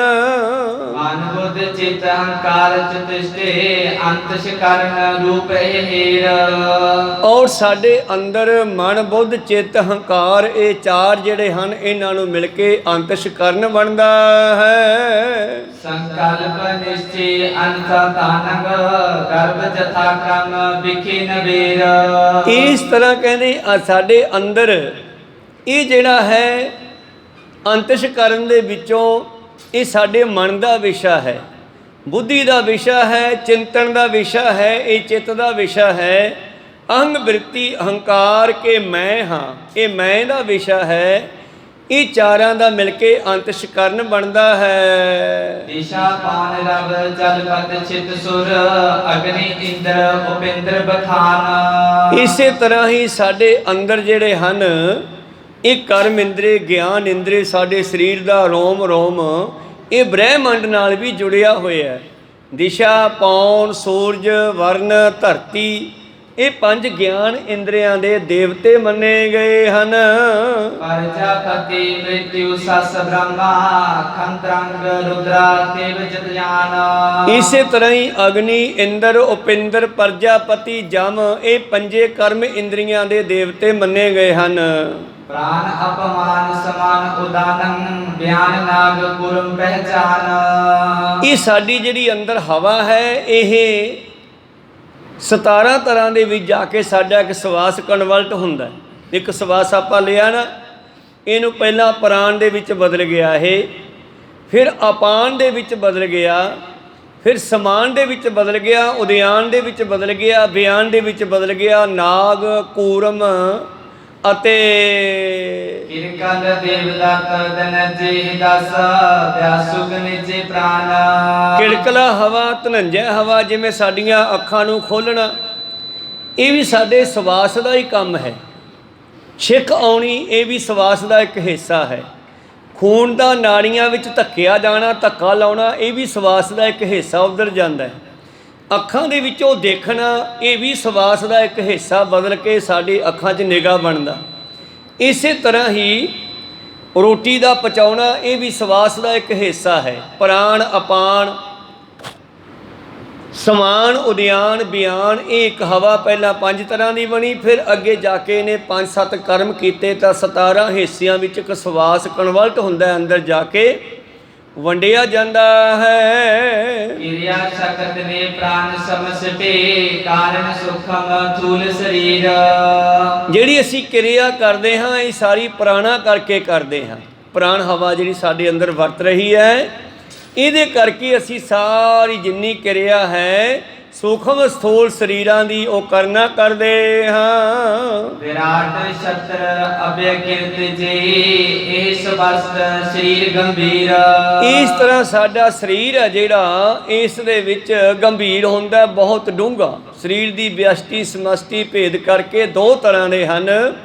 ਵਿਅਸ਼ਟੀ 3 ਪ੍ਰਕਾਰ ਦੀ ਹੈ। ਸਰੀਰ ਜੀਵ ਦੇ ਪਿੱਛੇ ਰਹਿ ਆਏ ਹਨ ਜਿਹੜੇ, ਉਹ ਸਰੀਰ ਜਿਨ੍ਹਾਂ ਦੇ ਵਿੱਚੋਂ ਇਹ ਜੀਵ ਲੰਘ ਕੇ ਆਇਆ। ਅਭਿਮਾਨੀ ਵਿਸ਼ਵ ਤੇਜਸ ਪ੍ਰਾਗੇ ਇਹ ਵਿਸ਼ਟ ਕੇ ਤੀਨ ਸਧੀਰ। ਇਸ ਤਰ੍ਹਾਂ ਜਿਨ੍ਹਾਂ ਦੇ ਵਿੱਚੋਂ ਇਹ ਲੰਘ ਕੇ ਆਇਆ ਹੈ ਉਹਨਾਂ ਦਾ ਵੀ ਇਹ ਨਾਲ ਗੁਰੂ ਪਿਆਰਿਓ ਕੁਝ ਤੱਤ ਚੱਕੀ ਫਿਰਦਾ ਹੈ। ਉਹ ਜਿਹੜੇ ਹਨ ਸਮਸ਼ਟੀ ਦੇ ਸਰੀਰ ਹਨ, ਭਾਵ ਜਿਹੜੇ ਪਿੱਛੋਂ ਧਾਰਨ ਕਰਕੇ ਤੇ ਉਹਨਾਂ ਵਿੱਚੋਂ ਟੱਪ ਕੇ ਇਸ ਤਰ੍ਹਾਂ ਵਿਅਸ਼ਟੀ ਕਾਰਨ ਸੂਖਮ ਸਥੂਲ, ਇਹ ਤਿੰਨ ਸਰੀਰ ਸਾਡੇ ਇੱਕ ਸਰੀਰ ਦੇ ਵਿੱਚ ਹਨ। ਆਪਾਂ ਨੂੰ ਇੱਕੋ ਹੀ ਦਿਸਦਾ ਹੈ ਪਰ ਇਹ ਤਿੰਨ ਹਨ, ਸੂਖਮ ਸਥੂਲ ਤੇ ਕਾਰਨ। ਔਰ ਆਸਾ ਦੀ ਵਾਰ ਵਿੱਚ ਬਾਬਾ ਨੇ ਲਿਖਿਆ ਕਿ ਸੂਖਮ ਮੂਰਤ ਨਾਮ ਨਿਰੰਜਨ ਕਾਇਆ ਕਾ ਆਕਾਰ, ਜਿਹਨੂੰ ਅਸੀਂ ਨਿਰੰਜਨ ਕਹਿੰਦੇ ਆ, ਰੰਗ ਰੂਪ ਤੋਂ ਰਹਿਤ ਪਰਮੇਸ਼ਰ ਕਹਿੰਦੇ ਆ ਜਾਂ ਆਤਮਾ ਕਹਿੰਦੇ ਆ, ਪਰਮਾਤਮਾ ਕਹਿੰਦੇ ਆ, ਉਹ ਇਸੇ ਸਰੀਰ ਵਰਗਾ ਸੂਖਮ ਸਰੀਰ ਇਹਦੇ ਵਿੱਚ ਹੈ। ਜਦੋਂ ਜਦੋਂ ਵੀ ਭਗਤਾਂ ਨੇ ਪਰਮੇਸ਼ਰ ਨੂੰ ਯਾਦ ਕੀਤਾ, ਉਹ ਸੂਖਮ ਦੇ ਵਿੱਚੋਂ ਹੀ ਭਗਤਾਂ ਦੇ ਸਾਹਮਣੇ ਉਹ ਰੂਪ ਧਾਰ ਕੇ ਆਉਂਦਾ ਰਿਹਾ ਤੇ ਭਗਤਾਂ ਦੇ ਕਾਰਜ ਕਰਦਾ ਰਿਹਾ। ਇਸ ਕਰਕੇ ਉਹ ਪਰਿਪੂਰਨ ਪਰਮੇਸ਼ਰ ਪਰਮਾਤਮਾ ਜੋ ਹੈ ਸਾਡੇ ਸਰੀਰ ਦੇ ਵਿੱਚ ਦੋ ਸਰੀਰ ਹੋਰ ਲੈ ਕੇ ਬੈਠਾ, ਸੂਖਮ ਸਥੂਲ ਤੇ ਕਾਰਨ। ਈਸ਼ਵਰ ਹਿਰਨ ਗਰਭ ਵੈਸ਼ਨਰ ਇਹ ਸਮਸਤ ਅਭਿਮਾਨੀ ਵੀਰ। ਇਸ ਤਰ੍ਹਾਂ ਇਹਨਾਂ ਤਿੰਨਾਂ ਸਰੀਰਾਂ ਦੇ ਅੰਦਰ ਪਰਮੇਸ਼ਰ ਹਿਰਨ ਗਰਭ ਅਤੇ ਵੈਸ਼ਨਵ, ਭਾਵ ਇਹ ਸਭ ਕੁਝ ਇਹਦੇ ਅੰਦਰੇ ਹੀ ਰੱਖਿਆ ਹੋਇਆ ਹੈ। ਯਸਤ ਸਮਸਤ ਅਦਸ਼ ਲਕੂ ਦੇਵ ਜਿਮਾ ਸਰਪਾਦ ਜੀਵਰੀ ਮਾ। ਬ੍ਰਹਮਾ ਵਿੱਚ ਵਿਅਸ਼ਟੀ ਸਮਸ਼ਟੀ ਦੋਵੇਂ ਕਲਪਤ ਜਾਣੋ। ਇਸੇ ਤਰ੍ਹਾਂ ਹੀ ਜਿਵੇਂ ਰੱਸੀ ਤੋਂ ਸੱਪ ਮੰਨ ਲਈਏ, ਆ ਸਰੀਰ ਜੋ ਮੰਨਿਆ ਹੋਇਆ ਨਾ ਆਪਾਂ, ਇਹ ਬ੍ਰਹਮ ਭਾਵ ਸਾਡੀ ਜੋ ਸੂਖਮ ਸਰੀਰ ਹੈ ਉਹਦੇ ਕਾਰਨ ਹੀ ਇਹ ਦਿਖਾਈ ਦਿੰਦਾ। ਜਿੱਦਾਂ ਸੂਖਮ ਨਿਕਲ ਜਾਂਦਾ ਹੈ ਉਹਦੇ ਖਤਮ ਹੋ ਜਾਂਦਾ ਹੈ। ਇਹ ਮੰਨੇ ਹੋਏ ਹੈ। ਜਿਸ ਤਰ੍ਹਾਂ ਰੱਸੀ ਪਈ ਹੈ, ਰੱਸੀ ਨੂੰ ਦੇਖ ਕੇ ਅਸੀਂ ਵੇਖ ਲਿਆ ਹਨੇਰੇ ਦੇ ਵਿੱਚ ਬਈ ਸੱਪ ਪਿਆ, ਸੱਪ ਹੈ ਹੀ ਨਹੀਂ, ਸਾਡੀ ਸੋਚ ਨੇ ਬਣਾ ਲਿਆ। ਇਸੇ ਤਰ੍ਹਾਂ ਹੀ ਸੰਸਾਰ ਬ੍ਰਹਮ ਗਿਆਨੀ ਕਹਿੰਦੇ ਹੈ ਹੀ ਨਹੀਂ, ਪਰ ਸਾਡੀ ਸੋਚ ਨੇ ਮੰਨਿਆ ਹੋਇਆ। ਇਸ ਕਰਕੇ ਇਸੇ ਤਰ੍ਹਾਂ ਹੀ ਜਿਵੇਂ ਸੱਪ ਤੋਂ ਕੋਈ ਰੱਸੀ ਮੰਨ ਲੈਂਦਾ ਹੈ, ਇਹ ਅਗਿਆਨਤਾ ਕਰਕੇ ਹੀ ਸ੍ਰਿਸ਼ਟੀ ਦਿਖਾਈ ਦਿੰਦੀ ਹੈ। ਤੇ ਜਿੱਦੇ ਗਿਆਨ ਹੋ ਗਿਆ ਉਹਦੇ ਸ੍ਰਿਸ਼ਟੀ ਭਾਈ ਕਨਈਏ ਦੀ ਤਰ੍ਹਾਂ ਦੁਸ਼ਮਣ ਮਿੱਤਰ ਸਭ ਬਰਾਬਰ ਹੋ ਜਾਣਗੇ, ਉਹਦੇ ਸੰਸਾਰ ਦਿਸਣਾ ਨਹੀਂ। ਪਾਤਸ਼ਾਹ ਜੀ ਦਾ ਬਚਨ ਹੈ ਨਾ, ਮਨ ਰੇ ਕੌਣ ਕੋ ਮਾਤਾ ਲੀਨੀ ਪਰ ਦਾਰਾ ਨਿੰਦਿਆ ਰਸ ਰਚਿਓ ਰਾਮ ਭਗਤ ਨਾ ਕੀਨੀ। ਪਰਾਈ ਵਸਤੂਆਂ ਨਾਲ ਰਚਿਆ ਹੋਇਆ, ਵਿਸ਼ੇ ਵਿਕਾਰਾਂ ਵਿੱਚ ਖੁੱਭਿਆ ਹੋਇਆ ਮਨਾ, ਤੂੰ ਉਸ ਪਰਮਾਤਮਾ ਨਾਲ ਕਿਉਂ ਨਹੀਂ ਜੁੜਦਾ? ਤੇ ਜਿਸ ਨੂੰ ਤੂੰ ਆਪਣਾ ਸਮਝਦਾ, ਤੀਹੋ ਕਾਲ ਇਹ ਤੇਰਾ ਹੈ ਹੀ ਨਹੀਂ, ਨਾ ਪਹਿਲਾਂ ਸੀਗਾ, ਨਾ ਅੱਜ ਹੈ, ਨਾ ਕੱਲ ਨੂੰ ਹੋਵੇਗਾ। ਕਾਕੋ ਮਾਤ ਪਿਤਾ ਕੋ ਕਾਹੋ ਕੋ, ਕਾਕੋ ਮਾਤ ਪਿਤਾ ਕੋ ਕਾਕੋ ਕਵਨ ਪੁਰਖ ਕੀ ਜੋਈ। ਕੌਣ ਕਿਸੇ ਦਾ ਹੈ, ਘਟ ਛੂਟੈ ਕੋ ਬਾਤ ਨਾ ਪੁੱਛੈ, ਕਾਢੋ ਕਾਢੋ ਹੋਈ। ਜਿਹਦੇ ਵਿੱਚੋਂ ਸੂਖਮ ਸਰੀਰ ਨਿਕਲ ਗਿਆ, ਆਤਮਾ ਨਿਕਲ ਗਈ, ਤੇ ਬਾਕੀ ਦੇ ਕਹਿੰਦੇ ਇਹਨੂੰ ਕੱਢੋ ਬਾਹਰ, ਕੱਢੋ ਜਲਦੀ, ਇਹਨੂੰ ਇੱਥੇ ਕਿਉਂ ਰੱਖਿਆ ਹੁਣ? ਭਾਵ ਜੋ ਸਾਨੂੰ ਦਿਖਾਈ ਦੇ ਰਿਹਾ ਇੱਕ ਸੁਪਨੇ ਦੀ ਨਿਆਈ ਹੈ। ਰਾਤ ਵਾਲਾ ਸੁਪਨਾ ਛੋਟਾ ਹੁੰਦਾ ਹੈ, ਉਹ ਜਾਗਣ ਤੋਂ ਬਾਅਦ ਟੁੱਟ ਜਾਂਦਾ ਹੈ। ਇਹ ਲੰਬਾ ਸੁਪਨਾ ਹੈ, ਇਹਨੂੰ ਜਾਂ ਤਾਂ ਗੁਰੂ ਤੋੜ ਸਕਦਾ ਹੈ ਤੇ ਜਾਂ ਫਿਰ ਮੌਤ ਤੋਂ ਬਾਅਦ ਟੁੱਟਦਾ। ਕਹੋ ਸਤਿਨਾਮ। ਜਾਂ ਤਾਂ ਮੌਤ ਵੇਲੇ ਟੁੱਟਦਾ, ਬੰਦਾ ਜਦੋਂ ਜਾਗਦਾ ਇਹ ਸਰੀਰ ਨੂੰ ਛੱਡਦਾ, ਜਦੋਂ ਉਦੋਂ ਇਹ ਕਹਿੰਦਾ ਯਾਰ ਹੈ ਇਹ ਸੁਪਨਾ ਸੀਗਾ, ਜਿਨ੍ਹਾਂ ਨੂੰ ਆਪਣੇ ਸਮਝਦਾ ਸੀਗਾ ਇਹ ਸਾਰੇ ਹੀ ਡੱਕੇ ਤੋੜ ਕੇ ਪਰੇ ਜਾ ਰਹੇ ਹੈ, ਮੇਰੇ ਨਾਲ ਕੋਈ ਗੱਲ ਹੀ ਨਹੀਂ ਕਰ ਰਿਹਾ। ਜਾਂ ਤਾਂ ਇਹ ਮੌਤ ਵੇਲੇ ਸੁਪਨਾ ਟੁੱਟਦਾ ਹੈ ਤੇ ਜਾਂ ਫਿਰ ਉਦੋਂ ਪਹਿਲਾਂ ਗੁਰੂ ਮਿਲ ਜਾਵੇ ਤੇ ਉਹ ਗਿਆਨ ਦੇ ਕੇ ਸਾਨੂੰ ਇਹ ਸੁਪਨੇ 'ਚੋਂ ਜਗਾ ਦਿੰਦਾ ਹੈ। ਤਾਂ ਇਹ ਬਚਨ ਲਿਖਿਆ ਵੀ ਹੈ ਬਾਣੀ ਵਿੱਚ, ਜਾਗ ਲਿਹੋ ਰੇ ਮਨਾ ਜਾਗ ਲਿਹੋ, ਕਹਾਂ ਗਾਫਲ ਸੋਇਆ, ਜੋ ਤਨ ਉਪਜਿਆ ਸੰਗ ਹੀ ਸੋ ਪੀ ਸੰਗ ਨਾ ਹੋਇਆ। ਤੋ ਖੈਰ ਮਨੋਬਿਰਤੀਆਂ ਉੱਥੇ ਰੱਖੀਏ। ਪਾਤਸ਼ਾਹ ਜੀ ਕਹਿੰਦੇ ਵਿਅਸ਼ਟ ਸਮਸ਼ਟ ਦੇ ਵਸਤ ਲਖੋ ਦਵੈ ਜਿਮ ਸਰਪਾਦ ਜੇਵਰੀ ਮਾਹੇ। ਇਹ ਜੋ ਸੂਖਮ ਸਰੀਰ ਉੱਤੇ ਇਹ ਤੁਹਾਨੂੰ ਦਿਖਾਈ ਦਿੰਦਾ ਹੈ, ਉਸੇ ਤਰ੍ਹਾਂ ਜਿਵੇਂ ਕੋਈ ਰੱਸੀ ਦੇ ਉੱਤੇ ਸੱਪ ਨੂੰ ਬਣਾ ਲਵੇ ਜੀ। ਸੀਪ ਬਿਕੇ ਰੂਪੋ ਜਿਵੇਂ ਕਲਪਤ ਤਿਮਾ ਬ੍ਰਹਮਤ ਚੇਤਨ ਆਹੇ। ਸਿਪ ਤੁਸੀਂ ਜਾਣਦੇ ਹੋ ਨਾ, ਸਿਪ ਦੇ ਉੱਤੇ ਇੱਕ ਚਮਕ ਜੀ ਹੁੰਦੀ ਆ, ਜਾਂ ਮੱਛੀ ਦੇ ਉੱਤੇ ਵੀ ਇੱਕ ਚਮਕ ਜੀ ਹੁੰਦੀ ਆ, ਤੁਹਾਡੀ ਬਰੇਤੀ ਵਿੱਚ ਵੀ ਇੱਕ ਚਮਕ ਜੀ ਪਈ ਹੁੰਦੀ ਆ। ਹੁਣ ਚਮਕ ਭੁਲੇਖਾ ਪਾਉਂਦੀ ਆ ਚਾਂਦੀ ਦਾ, ਪਰ ਉਹ ਚਾਂਦੀ ਹੈ ਹੀ ਨਹੀਂ। ਕਹੋ ਸਤਨਾਮ। ਸਿੱਪੀ ਦੇ ਉੱਤੇ ਚਾਂਦੀ ਦਾ ਭੁਲੇਖਾ ਪੈਂਦਾ, ਪਰ ਉਹ ਅਸਲ ਵਿੱਚ ਹੈ ਹੀ ਨਹੀਂ। ਇਸੇ ਤਰ੍ਹਾਂ ਹੀ ਬ੍ਰਹਮ ਆਤਮਾ ਉੱਤੇ ਇਹ ਸਰੀਰਾਂ ਦਾ ਭੁਲੇਖਾ ਪੈਂਦਾ, ਅਸਲ ਵਿੱਚ ਹੈ ਹੀ ਨਹੀਂ। ਅਗਿਆਨ ਕਰ ਕਲਪਤ ਸਭ ਜਗ, ਅਭਿਆਸਨ ਆਤਮ ਇਕ ਚਾਹੇ। ਤੋ ਸਿੱਖੋ, ਜਿਨ੍ਹਾਂ ਨੇ ਯੋਗ ਸਾਧਨਾ ਕਰਨੀ ਹੈ ਉਹ ਸੰਸਾਰ ਤੋਂ ਉੱਚੀ ਉੱਠਣ। ਬੰਦੇ ਖੋਜ ਦਿਲ ਹਰ ਰੋਜ਼, ਨਾ ਫਿਰ ਪਰੇਸ਼ਾਨੀ ਮਾਹੇ। ਇਹ ਜੋ ਦੁਨੀਆ ਸੇਹਰ ਮੇਲਾ, ਦਸਤਗੀਰੀ ਨਾਹੇ। ਦੁਨੀਆ ਸਿਰਫ ਇੱਕ ਮੇਲਾ ਹੈ, ਤੇਰੇ ਹੱਥ 'ਚ ਫੜਿਆ ਹੋਇਆ ਨਹੀਂ ਕਿ ਤੇਰੇ ਨਾਲ ਰਹੂਗਾ। ਇਹ ਇੱਕ ਭੁਲੇਖਾ ਤੇਰਾ, ਤੇ ਇਸ ਭੁਲੇਖੇ ਨੂੰ ਕੱਟਣ ਵਾਸਤੇ ਸਤਿਗੁਰਾਂ ਨੇ 1430 ਅੰਗਾਂ ਦੀ ਬਾਣੀ ਲਿਖੀ ਆ। ਕੋਈ ਸਤਨਾਮ। ਇਸੇ ਫੁਰਨੇ ਨੂੰ ਖਤਮ ਕਰਨ ਵਾਸਤੇ ਹੈ। ਅਗਿਆਨ ਕਰ ਕਲਪਤ ਸਭ ਜਗ। ਅਗਿਆਨਤਾ ਵਿੱਚ ਬੰਦੇ ਨੇ ਕਲਪਨਾ ਨੇ ਬਣਾਇਆ। ਤੁਸੀਂ ਕਲਪਨਾ ਨਾਲ ਬਹੁਤ ਕੁਝ ਬਣਾ ਸਕਦੇ ਹੋ, ਤੇ ਕਲਪਨਾ ਦੇ ਨਾਲ ਤੁਹਾਨੂੰ ਹੌਲੀ ਹੌਲੀ ਜੀ ਉਹ ਕਲਪਨਾ ਕਰਦੇ ਰਹੋ ਤੇ ਤੁਹਾਨੂੰ ਉਹ ਬਣੀ ਹੋਈ ਚੀਜ਼ ਪੱਕੀ ਵੀ ਦਿਖਾਈ ਦੇ ਸਕਦੀ ਹੈ। ਜਿਸ ਤਰ੍ਹਾਂ ਗੁਰੂ ਪਿਆਰਿਓ, ਹਰੀਸ਼ ਚੰਦ ਰਾਜੇ ਦੀ ਨਗਰੀ ਮੰਨੀ ਗਈ ਆ ਕੋਈ ਆਕਾਸ਼ਾਂ ਦੇ ਵਿੱਚ, ਪਰ ਅਸਲ ਵਿੱਚ ਹੈ ਨਹੀਂ। ਉਹ ਵੀ ਕਲਪਿਤ ਨਗਰੀ ਹੈ, ਪਰ ਹੈ ਨਹੀਂ ਹੈ। ਜਿਸ ਤਰ੍ਹਾਂ ਛੋਟੇ ਛੋਟੇ ਬੱਚੇ ਜਦ ਬੱਦਲ ਤੁਰਦੇ ਆ ਨਾ ਆਕਾਸ਼ ਤੇ ਉਹਨਾਂ ਬੱਦਲਾਂ ਦੇ ਆਕਾਰ ਨੂੰ ਦੇਖ ਦੇਖ ਕੇ ਕਹਿੰਦੇ ਓਏ ਉੱਠ ਜਾਂਦਾ, ਉਹ ਬਲਦ ਜਾਂਦਾ, ਉਹ ਫਲਾਨਾ ਬਣ ਗਿਆ, ਉਹ ਧਿਉਂਕਾ ਬਣ ਗਿਆ। ਅਸਲ ਵਿੱਚ ਉੱਥੇ ਹੁੰਦਾ ਤਾਂ ਨਹੀਂ, ਬੱਦਲਾਂ ਦੇ ਨਕਸ਼ੇ ਬਦਲਦੇ ਰਹਿੰਦੇ ਆ। ਤੇ ਉਹ ਸ਼ੇਖ ਚਿੱਲੀ ਦੀ ਗੱਲ ਆਪਾਂ ਸੁਣਦੇ ਆ, ਉਹਦੀ ਵੀ ਕਲਪਨਾ ਸੀ ਕਿ ਮੇਰਾ ਘਰ ਬਣੇ, ਮੇਰੇ ਪਰਿਵਾਰ ਹੋਰ, ਮੇਰੇ ਬੱਚੇ ਹੋਣ। ਬੰਦਾ ਹਰੇਕ ਹੀ ਕਲਪਨਾ ਕਰਦਾ, ਕਲਪਨਾ ਦੇ ਨਾਲ ਹੀ ਆਪਾਂ ਇੰਨਾ ਕੁਛ ਬਣਾ ਲਿਆ। ਅਸਲ ਦੇ ਵਿੱਚ ਕਹਿੰਦੇ ਸਭ ਕੁਝ ਹੈ ਹੀ ਨਹੀਂ। ਤੇ ਉਸ ਕਲਪਨਾ ਦੇ ਕਾਰਨ ਉਸ ਕਲਪਨਾ ਨੂੰ ਪੱਕੀ ਕਰਦਾ ਜਾ ਰਿਹਾ। ਤੇ ਇੱਕ ਦਿਨ ਕਹਿੰਦੇ ਉਸ ਨੂੰ ਕਿਸੇ ਨੇ ਤੇਲ ਦਾ ਕੁੱਪਾ ਚਕਾਤਾ। ਕੋਈ ਕਹਿ ਦਿੰਦਾ ਵੀ ਆਂਡਿਆਂ ਵਾਲੀ ਟੋਕਰੀ ਸੀ, ਉਹ ਚਕਾਤੀ ਸਿਰ 'ਤੇ। ਕਹਿੰਦੇ ਵੀ ਸਾਡਾ ਭਾਰ ਛੱਡ ਕੇ ਆ ਫਲਾਣੇ ਥਾਂ। ਹੁਣ ਉਹਨਾਂ ਆਂਡਿਆਂ ਨੂੰ ਵੇਖ ਕੇ ਹੀ ਇਸ ਨੇ ਕਲਪਨਾ ਕਰ ਲਈ ਵੀ ਯਾਰ ਇਹ ਬੰਦਾ ਇੰਨੇ ਆਂਡੇ ਲੈ ਕੇ ਜਾਊਗਾ, ਫਿਰ ਇਹ 'ਚੋਂ ਕਿੰਨੀਆਂ ਮੁਰਗੀਆਂ ਨਿਕਲਣਗੀਆਂ, ਫਿਰ ਉਹਨਾਂ ਨੂੰ ਵੇਚ ਕੇ ਕਿੰਨਾ ਵਾਧਾ ਹੋ ਸਕਦਾ ਵਪਾਰ 'ਚ। ਇਹ ਸੋਚਦਾ ਜਾ ਰਿਹਾ। ਇਹ ਜਦੋਂ ਮੈਨੂੰ ਦੇਊਗਾ ਨਾ ਅੱਜ ਲੇਬਰ, ਮੈਂ ਉਹ ਲੇਬਰ ਲੈ ਕੇ ਤੇ ਆਂਡੇ ਹੀ ਲਵਾਂਗਾ। ਫਿਰ ਉਹ ਆਂਡੇ ਜਿਹੜੇ ਹਨ ਉਹਨਾਂ 'ਚੋਂ ਬੱਚੇ ਨਿਕਲਣਗੇ, ਮੁਰਗੀਆਂ ਬਣ ਜਾਣਗੀਆਂ, ਫਿਰ ਉਹ ਆਂਡੇ ਦੇਣਗੀਆਂ, ਫਿਰ ਮੁਰਗੀਆਂ ਬਣ ਜਾਣਗੀਆਂ, ਬਹੁਤ ਮੁਰਗੀਆਂ ਹੋ ਜਾਣਗੀਆਂ। ਫਿਰ ਮੁਰਗੀਆਂ ਵੇਚ ਕੇ ਮੈਂ ਗਾਂ ਮੱਝ ਲਊਂਗਾ, ਫਿਰ ਉਹਦਾ ਦੁੱਧ ਵੇਚੂੰਗਾ, ਦੁੱਧ ਵੇਚ ਕੇ ਚੰਗਾ ਪੈਸਾ ਕਮਾਊਂਗਾ। ਫਿਰ ਮੈਂ ਵਿਆਹ ਕਰਾ ਲੂੰਗਾ, ਘਰ ਪਾ ਲੂੰਗਾ, ਫਿਰ ਜਵਾਕ ਹੋ ਜਾਣਗੇ। ਉਹ ਕਹਿਣਗੇ ਬਾਪੂ ਰੁਪਈਆ ਦੇਈਂ, ਤੇ ਮੈਂ ਮਾਰੂ ਕੱਢ ਕੇ ਲੱਤ ਵੀ ਮਸਾਂ ਕਮਾਏ ਆ। ਅਸਲ ਦੇ ਵਿੱਚ ਹਜੇ ਸਿਰ 'ਤੇ ਟੋਕਰੀ ਰੱਖੀ ਹੋਈ ਸੀ, ਥੱਲੇ ਉਹ ਲੱਤ ਚਲਾਤੀ, ਲੱਤ ਸੱਚੀ ਮਿੱਚੀ ਚਲਾਤੀ ਕਲਪਨਾ ਨੂੰ ਸੋਚ ਕੇ ਹੀ, ਤੇ ਲੱਤ ਚਲਾਈ ਤੇ ਦੂਜੀ ਲੱਤ ਵੀ ਨਿਕਲ ਗਈ ਤੇ ਟੋਕਰੀ ਥੱਲੇ ਡਿੱਗ ਪਈ। ਕਹੋ ਸਤਨਾਮ। ਜਦ ਥੱਲੇ ਡਿੱਗੀ ਤੇ ਆਂਡੇ ਸਾਰੇ ਫੁੱਟ ਗਏ। ਫੁੱਟਣ ਤੋਂ ਬਾਅਦ ਤੇ ਉਹ ਬੰਦਾ ਜਿਹੜਾ ਮਾਲਕ ਸੀ ਉਹ ਲੜਨ ਲੱਗਿਆ। ਕਹਿੰਦਾ ਯਾਰ ਤੂੰ ਸਾਰੇ ਆਂਡੇ ਭੰਨਤੇ। ਕਹਿੰਦਾ ਯਾਰ ਫਿਰ ਮੈਂ ਕੀ ਕਰਾਂ, ਤੇਰੇ ਆਂਡੇ ਫੁੱਟੇ, ਮੇਰਾ ਤਾਂ ਬਣਿਆ ਬਣਾਇਆ ਘਰ ਹੀ ਡੁੱਲ ਗਿਆ। ਕਹੋ ਸਤਨਾਮ। ਕਿਉਂਕਿ ਲੇਬਰ ਮਿਲਣੀ ਸੀ, ਉਹ ਲੇਬਰ ਨਹੀਂ ਮਿਲਣੀ, ਹੁਣ ਆਂਡੇ ਨਹੀਂ ਮਿਲਣੇ, ਮੱਝਾਂ ਗਾਵਾਂ ਕਿੱਥੋਂ ਆਉਣੀਆਂ। ਉਹ ਸਾਰਾ ਕੰਮ ਕਹਿੰਦਾ ਮੇਰਾ ਖਰਾਬ ਹੋ ਗਿਆ। ਇਹ ਹੈ ਕਲਪਨਾ। ਤੋ ਜੋ ਵੀ ਆਪਾਂ ਕਰ ਰਹੇ ਹਾਂ ਇਹ ਸਾਰੀ ਕਲਪਨਾ ਦੇ ਨਾਲ ਹੀ ਕਰ ਰਹੇ ਹਾਂ, ਕਲਪਨਾ ਕਰਕੇ ਫਸੇ ਹੋਏ ਹਾਂ। ਤੇ ਜਦੋਂ ਗੁਰੂ ਨੇ ਗਿਆਨ ਦਿੱਤਾ, ਬੰਦਾ ਇਸ ਕਲਪਨਾ ਤੋਂ ਉੱਚਾ ਉੱਠ ਜਾਂਦਾ ਹੈ। ਅਗਿਆਨ ਕਰ ਕਲਪਤ ਸਭ ਜਗ। ਇਹ ਅਗਿਆਨਤਾ ਦੀਆਂ ਖੇਡਾਂ ਹਨ। ਅਧਿਸ਼ਠਾਨ ਆਤਮ ਇੱਕ ਆਹੇ। ਅਸਲ ਵਿੱਚ ਸਾਰਿਆਂ ਵਿੱਚ ਇੱਕੋ ਹੀ ਆਤਮਾ ਖੇਡ ਰਹੀ ਹੈ।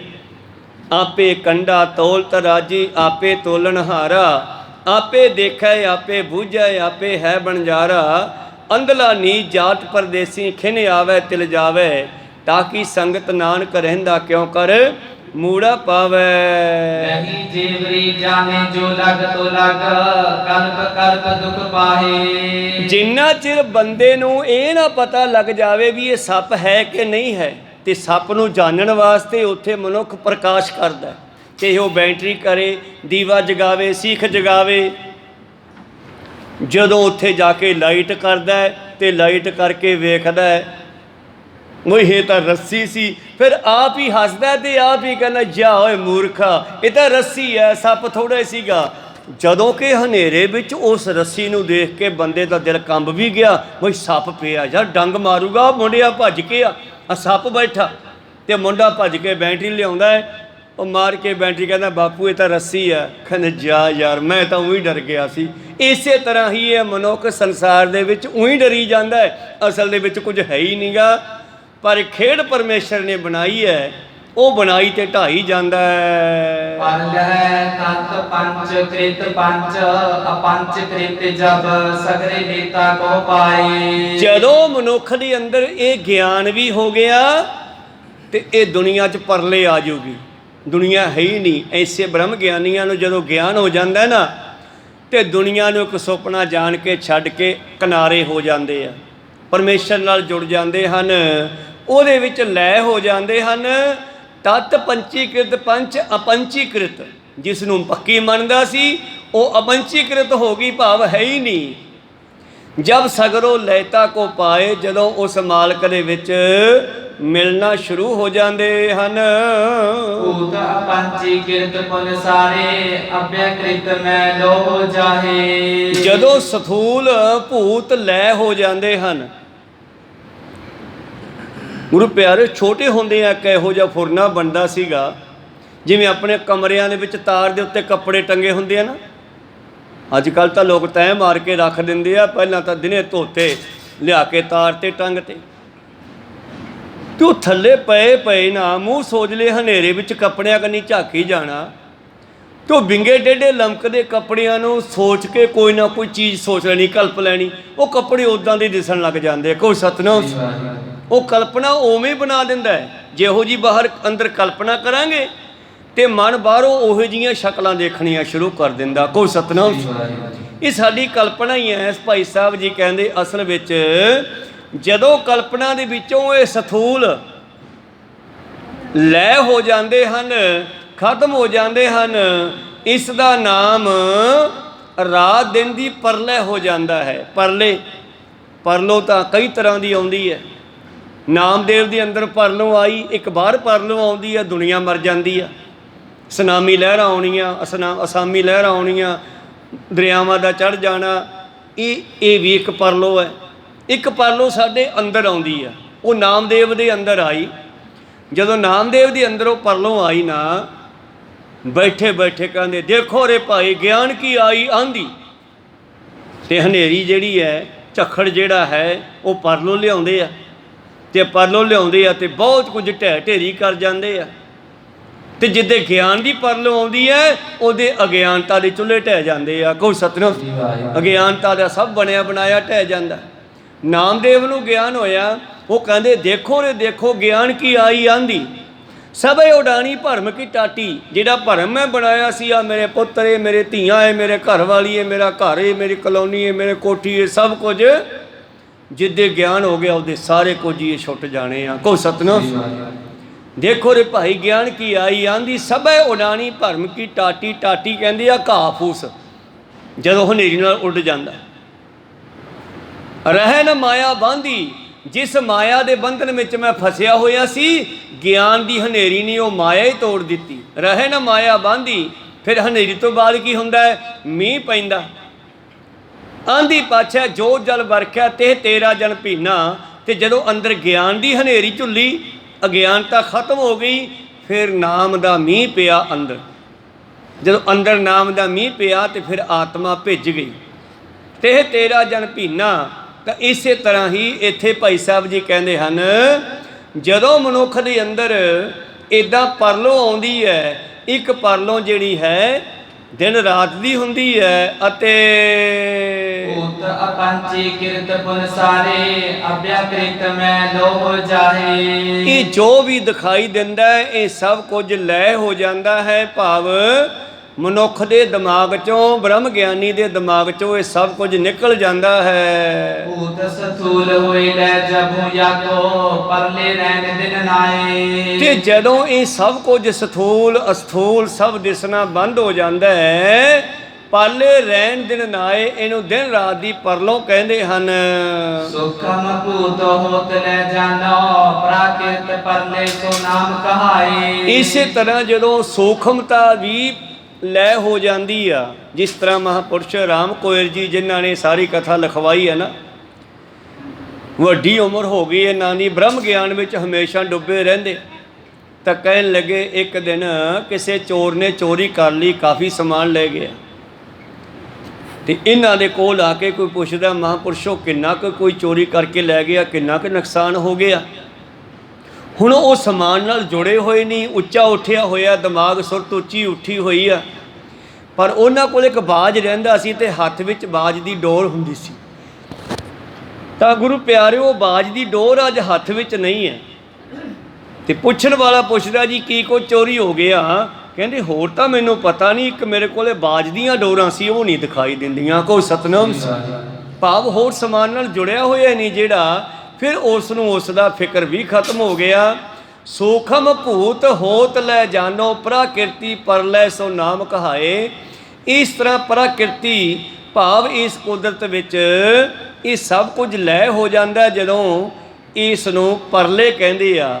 ਪਰਲੇ ਛੋਟੀ ਵੱਡੀ, ਵੱਡੀ ਤੋਂ ਵੱਡੀ, ਜਿਸ ਤਰ੍ਹਾਂ ਅਰਬਦ ਨਰਬਦ ਧੁੰਦੂ ਕਾਰਾ, ਧਰਨਾ ਗਗਨਾ ਹੁਕਮ ਅਪਾਰਾ, ਨਾਨਕ ਰਹਿਣ ਨਾ ਚੰਦਨ ਸੂਰਜ ਸੁਨ ਸਮਾਦ ਕਹਾਏ ਦਾ। ਆ ਕਰੋਨਾ ਬਿਮਾਰੀ ਵੀ ਇੱਕ ਪਰਲੇ ਦੀ ਨਿਆਈ ਆਈ ਨਾ, ਕਿੰਨੇ ਲੋਕਾਂ ਦਾ ਖਾਤਮਾ ਕਰ ਗਈ। ਇਹ ਵੀ ਇੱਕ ਛੋਟੀ ਪਰਲੋਂ ਹੈ। ਵੱਡੀ ਪਰਲੋਂ ਆਵੇਗੀ ਜਦੋਂ 12 ਕੋਹ ਤੇ ਕਹਿੰਦੇ ਕੋਈ ਬਿਰਲਾ ਬ੍ਰਹਮ ਗਿਆਨੀ ਨਾਮ ਜਪਣ ਵਾਲਾ ਦੀਵਾ ਜਗਾਉਣ ਵਾਸਤੇ ਬਚੂਗਾ। ਕੋ ਸਤਨਾਮ।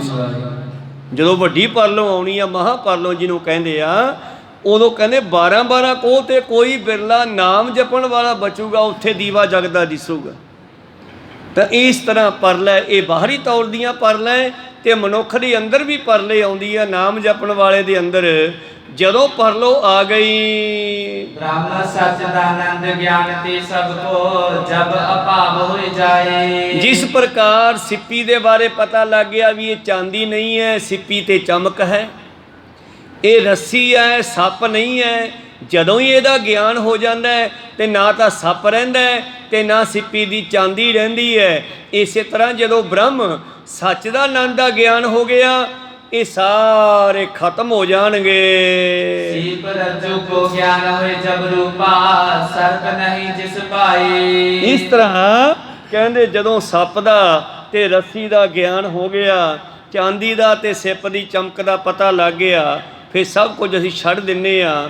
ਇੱਦਾਂ ਹੀ ਜਦੋਂ ਬ੍ਰਹਮ ਦਾ ਗਿਆਨ ਹੋ ਗਿਆ ਤੇ ਫਿਰ ਮਨੁੱਖ ਦੇ ਅੰਦਰੋਂ ਸਭ ਦੇ ਖਿਆਲ ਟੁੱਟ ਜਾਣਗੇ। ਤਥਾ ਅਦਿਸ਼ ਗਿਆਨ ਤੇ ਨਾਨਾ ਹੋਏ ਅਭਾਵ, ਸਭ ਦ્વੈਤ ਬਿਲਾਏ। ਉਸੇ ਤਰ੍ਹਾਂ ਹੀ ਬ੍ਰਹਮ ਗਿਆਨ ਦੇ ਨਾਲ ਨਾਨਾ ਹੋਏ ਅਭਾਵ, ਨਾਨਾ ਨਿੱਕਾ ਜਾ, ਜਿਸ ਨੂੰ ਅਸੀਂ ਬਹੁਤ ਵੱਡੇ ਨਾਨਾ ਤਰ੍ਹਾਂ ਦੇ ਅਨੇਕਾਂ ਤਰ੍ਹਾਂ ਦੇ ਸਮਝਦੇ ਸੀ, ਉਹ ਅਭਾਵ ਭਾਵ ਸੁਰਤ ਵਿੱਚੋਂ ਖਤਮ ਹੋ ਜਾਂਦੇ ਹਨ।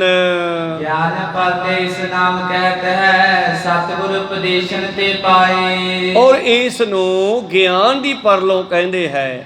ਜਦੋਂ ਗਿਆਨ ਦੀ ਪਰਲੋਂ ਆਉਂਦੀ ਆ ਗੁਰੂ ਦੀ ਕਿਰਪਾ ਸਦਕਾ, ਫਿਰ ਐਸੀ ਹਾਲਤ ਹੋ ਜਾਂਦੀ ਹੈ। ਉਤਪਤ ਭੂਤਾ ਪੰਚੀ ਕ੍ਰਿਤ ਜੁਤ ਕਾਰਜ, ਪੰਚੀ ਕ੍ਰਿਤ ਸਗਾਰਜ ਹੋਏ। ਫਿਰ ਕਹਿੰਦੇ ਪਰਲੋਂ ਤੋਂ ਬਾਅਦ ਉਤਪਤੀ ਵੀ ਹੁੰਦੀ ਆ। ਬਿਰਲੇ ਬਿਰਲੇ ਪਰਮੇਸ਼ਰ ਬਚਾਉਂਦਾ ਕਿਤੇ ਨਾ ਕਿਤੇ ਸੰਸਾਰ ਨੂੰ ਦੁਬਾਰਾ ਬਣਾਉਣ ਵਾਸਤੇ।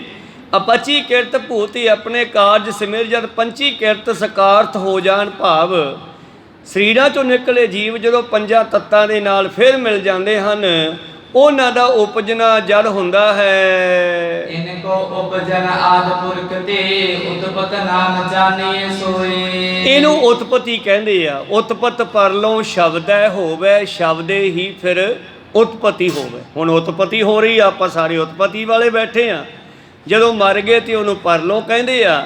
ਮਰਨ ਤੋਂ ਬਾਅਦ ਦੁਬਾਰਾ ਜਦੋਂ ਪੰਚੀ ਕਿਰਤ ਪੰਜਾਂ ਤੱਤਾਂ ਦੇ ਵਿੱਚ ਆਵਾਂਗੇ, ਫਿਰ ਉਸ ਨੂੰ ਉਤਪਤੀ ਕਹਿੰਦੇ ਹਨ।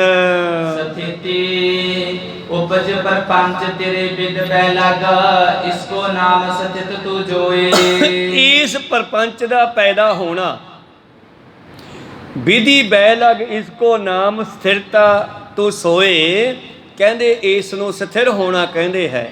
ਬ੍ਰਹਮਾ ਦੀ ਜਿੰਨੀ ਲੰਬੀ ਉਮਰ ਹੈ, ਉਹਨਾਂ ਚਿਰ ਸ੍ਰਿਸ਼ਟੀ ਰਹਿਣਾ ਕਰਦੀ ਹੈ। ਸਥਿਤ ਅਵਤਰ ਭੇਦ ਜੋ ਬਿਦਨ ਸਿਦਨ ਬਿਦ ਪਰਲੇ ਕਹੇ ਸਭ ਕੋਏ। ਇਸੇ ਤਰ੍ਹਾਂ ਜਦੋਂ ਇਹ ਸਥਿਤੀ ਦਾ ਭੇਦ ਜਾਣੋ, ਬ੍ਰਹਮਾ ਦੇ ਦਿਨਾਂ ਨੂੰ ਅਵਾਂਤਰ ਸਥਿਤੀ ਕਹਿੰਦੇ ਹਨ, ਬ੍ਰਹਮਾ ਦੀ ਰਾਤ ਨੂੰ ਅਵਾਂਤਰ ਪਰਲੇ ਕਹਿੰਦੇ ਹਨ। ਭਾਵ ਬ੍ਰਹਮਾ ਦੀ ਉਮਰ ਬੜੀ ਲੰਮੀ ਮੰਨੀ ਹੈ। ਜਦੋਂ ਕਹਿੰਦੇ ਜਿੰਨਾ ਚਿਰ ਉਹਦੀ ਉਮਰ ਹੈ ਓਨਾ ਚਿਰ ਇਹ ਦੁਨੀਆ ਰਹਿੰਦੀ ਹੈ। ਜਦੋਂ ਬ੍ਰਹਮਾ ਦੀ ਉਮਰ ਪੂਰੀ ਹੋ ਜਾਂਦੀ ਹੈ, ਪੂਰਨ ਆਯੂ ਬ੍ਰਹਮਾ ਦੇ ਹੋਏ ਬੁੱਧੀ ਪਰਲੇ ਸਭ ਕੁਛ ਹੈ ਜਾਨ। ਜਦੋਂ ਬ੍ਰਹਮਾ ਦੀ ਉਮਰ ਪੂਰੀ ਹੋ ਜਾਂਦੀ ਹੈ ਤੇ ਪਰਲੋਂ ਆ ਜਾਂਦੀ ਹੈ, ਸਭ ਕੁਝ ਸ਼ੈ ਹੋ ਜਾਂਦਾ ਹੈ, ਖਤਮ ਹੋ ਜਾਂਦਾ ਹੈ। ਜਿਸਮੇ ਉਤਪਤ ਸਚਿਤ ਨਾ ਪਰਲੇ ਤ੍ਰਿਤੀ ਹੋਤ ਹੈ ਪਰਲੇ ਗਿਆਨ। ਜਿਹਦੇ ਵਿੱਚ ਨਾ ਉਤਪਤੀ ਹੈ ਨਾ ਪਰਲੋਂ ਹੈ, ਉਸੇ ਨੂੰ ਪਰਲੋਂ ਦਾ ਗਿਆਨ ਹੋ ਸਕਦਾ ਹੈ। ਉਤਪਤੀ ਦਾ ਭਾਵ ਉਹ ਇੱਕ ਪਰਮੇਸ਼ਰ ਹੈ ਜਿਹੜਾ ਕਿ ਸਭ ਦੇ ਖਤਮ ਹੋਣ ਤੋਂ ਬਾਅਦ ਵੀ ਖਤਮ ਨਹੀਂ ਹੁੰਦਾ।